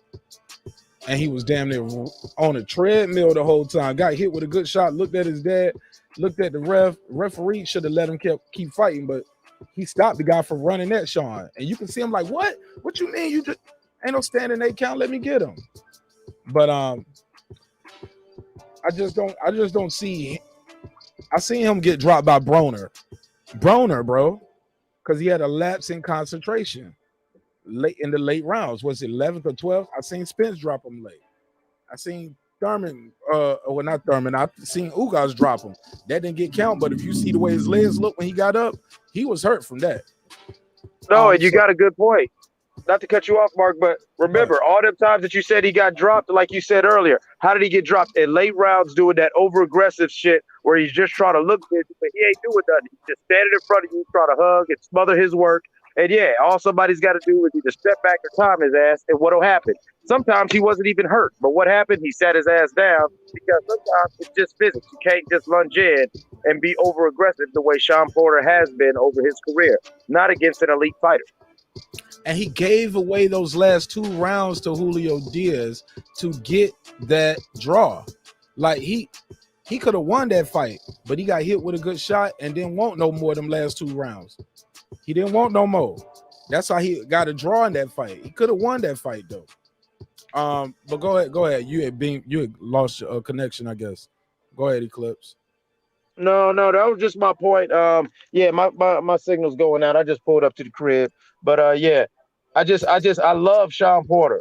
Not just because he's from Ohio. I do respect the work that he's done, and I'll give him all of his flowers. But there's flaws in his game. You've seen he has trouble against the gatekeepers. And Bud is somebody who is an elite in his division. The mistakes that Sean Porter has and the flaws in his game, the chinks in his armor, are things that Bud has exploited on fighters his whole career. And so it's like, as much as I want to be like Ohio versus all y'all, nah, Bud got this one. You know what your eyes see, right? You're not lying to yourself. Right, Just to root for yeah. your hometown guy. Now, here's the thing. Get back to the Wilder part. Excuse me, of the show. Muhammad Ali said, I can't say that.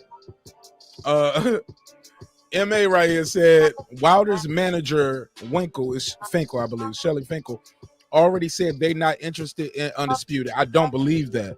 I never heard them say that. I would love for you to give me that link, email me that link. Because as long as I've been hearing Deontay Wilder, he's been saying one champion, one face, one name. One champion, one face, one name. He said it again in the interview he did today with Brian Custer. So you can find that. I'll put the link in the description block for the video so you guys can find that on the replay. But he definitely said that today. He said, hey, the quicker I get to that, the quicker I can retire, man. He said, because I want that done before I can retire. So I definitely heard him say that today. So I don't know where you heard Wilder's manager say that, but I heard it out his mouth today. Yeah, he said he wants Undisputed before he retire. Like Porter said, Bud makes fighters fight at his own pace. Who did Bud get dropped? I don't know. I think what he's trying to say is, who did Bud get dropped by? Well, on paper, he's never been dropped in amateur or pros. But if you want to say Mean Machine, I'll give you that.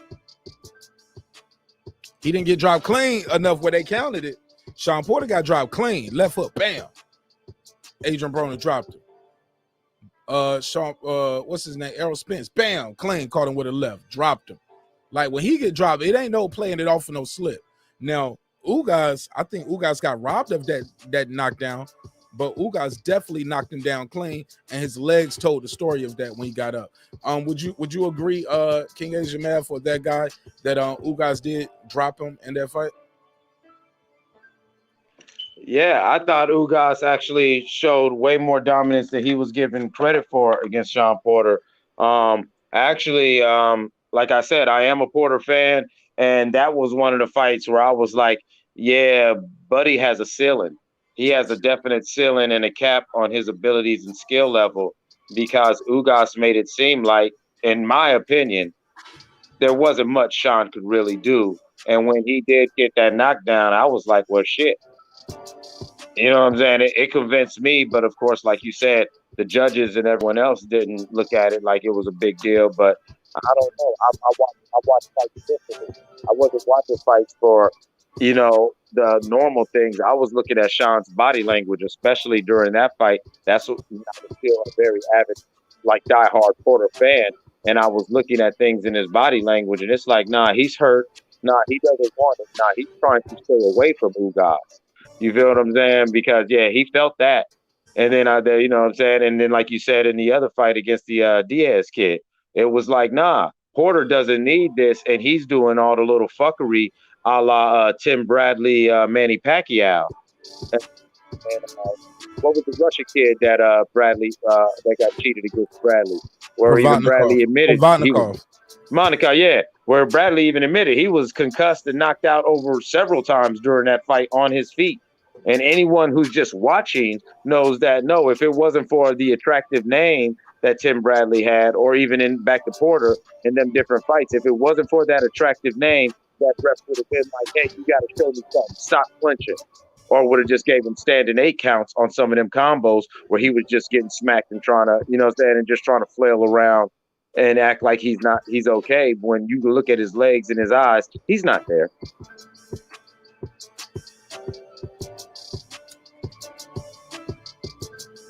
Okay, I'm gonna check that out. He said interviewers with Boxing Social and Shelly Finkel.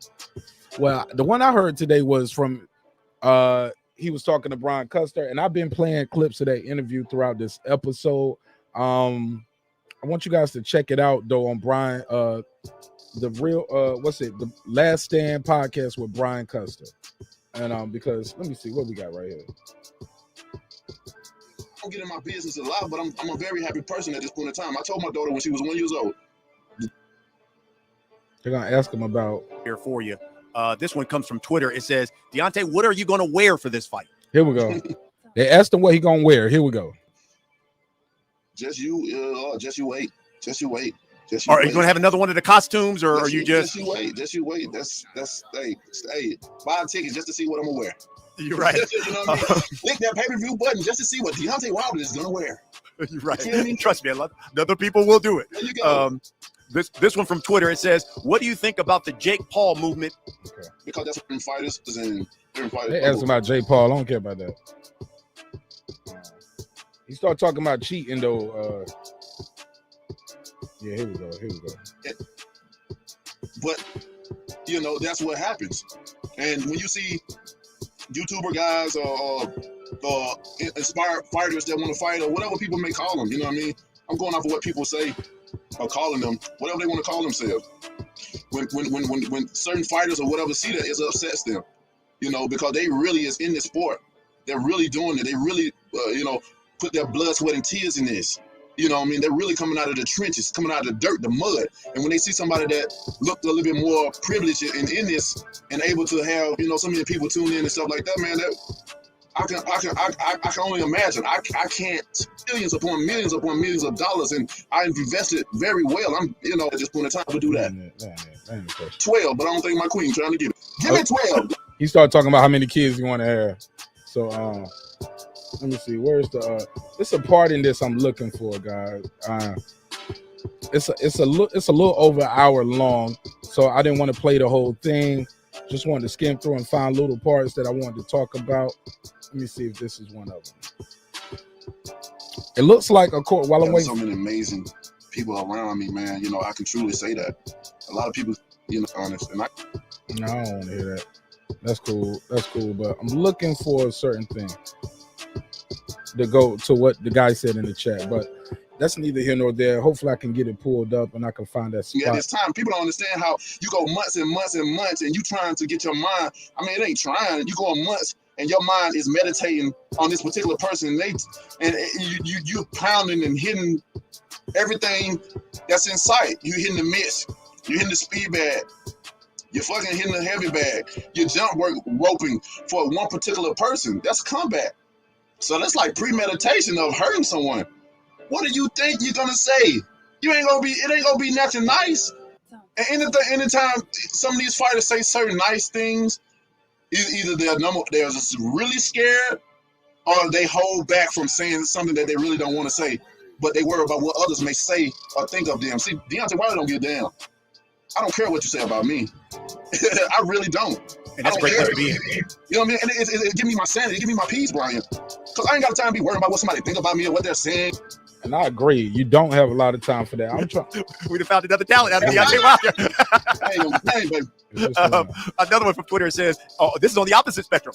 Will you consider fighting the winner of the Usyk-Anthony Joshua rematch right after your win over Fury? They asking him, will he fight the winner? Because he's talking about this undisputed. Here we go. Or will you do some other smaller fights before that?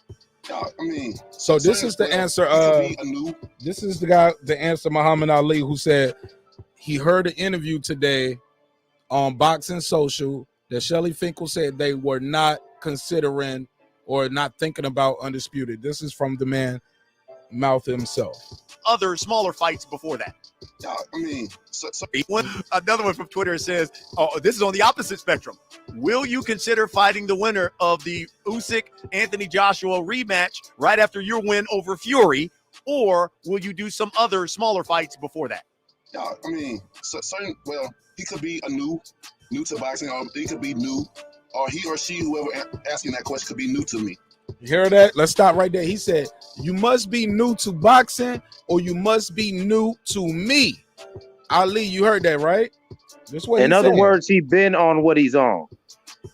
Facts. Now, let's hear him say it. But anybody knows me knows. I know my true fans already know the answer. You feel me? But anybody that knows Wilder knows I'm seeking one champion, one face, one name. And the faster I can get that, the faster I can retire and get the hell out of here. Heard that? Now, what you think of that? Ali, what you hear that?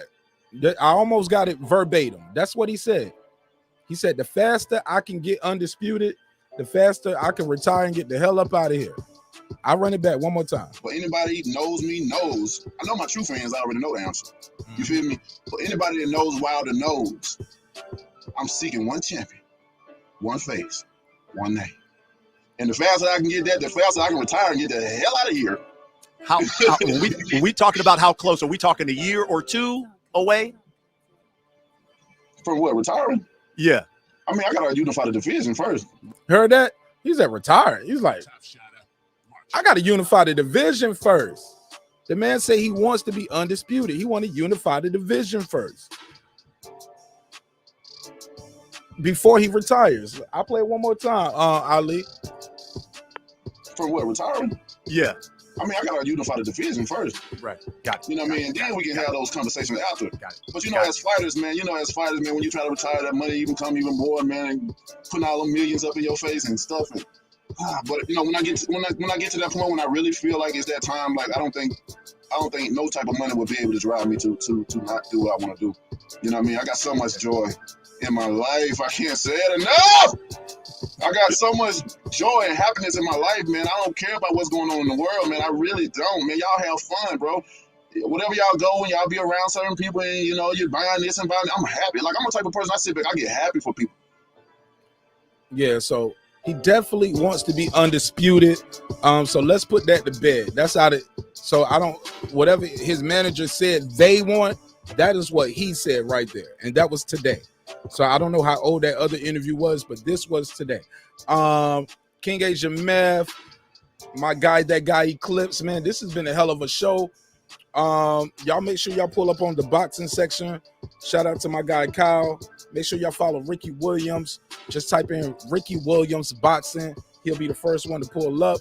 And as always, man, I'm gonna let my guests get the last word. Go ahead, y'all got the floor. Man, it's going to be a great weekend of boxing. It's going to actually be a great couple weekends of boxing coming up. Let's end 2021 in love and, and let's just, I can't stress enough, y'all. No one knows when, Daddy calls you to your room. So, what I'm saying, go on and make the most of it. We ain't here to always agree, but let's live harmoniously. If you can't have peace with, peace is a state of mind. So, have it in yourself and then maybe you can live harmonious with people. I love y'all. Great show. Bomb Squad. Absolutely. King Asia Mav, you got the last word. Yeah, the countdown is on and this week is going by real quick as I predicted. We're already at Tuesday. And y'all just sit back, get the popcorn ready, and be ready for redemption. Absolutely, man. It's been a hell of a show, man. Y'all know me, man. I love chopping it up with y'all about this boxing thing. Love talking to y'all about hip hop and sports. And really, man, I could have been here all night, but all good things must come to an end, right? I don't want to hang out here till there's only 7 of y'all left, because y'all know me, I hang out all night. But I got some work I got to get done for some other content creators. Yeah, man, your boy marqnash is in high demand right now. I appreciate everybody who's supporting the show with their time, their energy, their money, spending your time. Just clicking that little like button helps me so much. Just click and share on Facebook. We have a Facebook group. It's called Breaking Beats, not with no G. I'm the G. All right. So it's Breaking Beats without the G. Breaking Beats. And please join the Facebook group while it's still open to the public.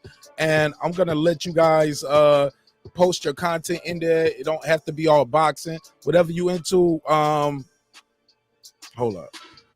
Not whatever you into. Not whatever you into, homie. There you go. Let's have some decorum there.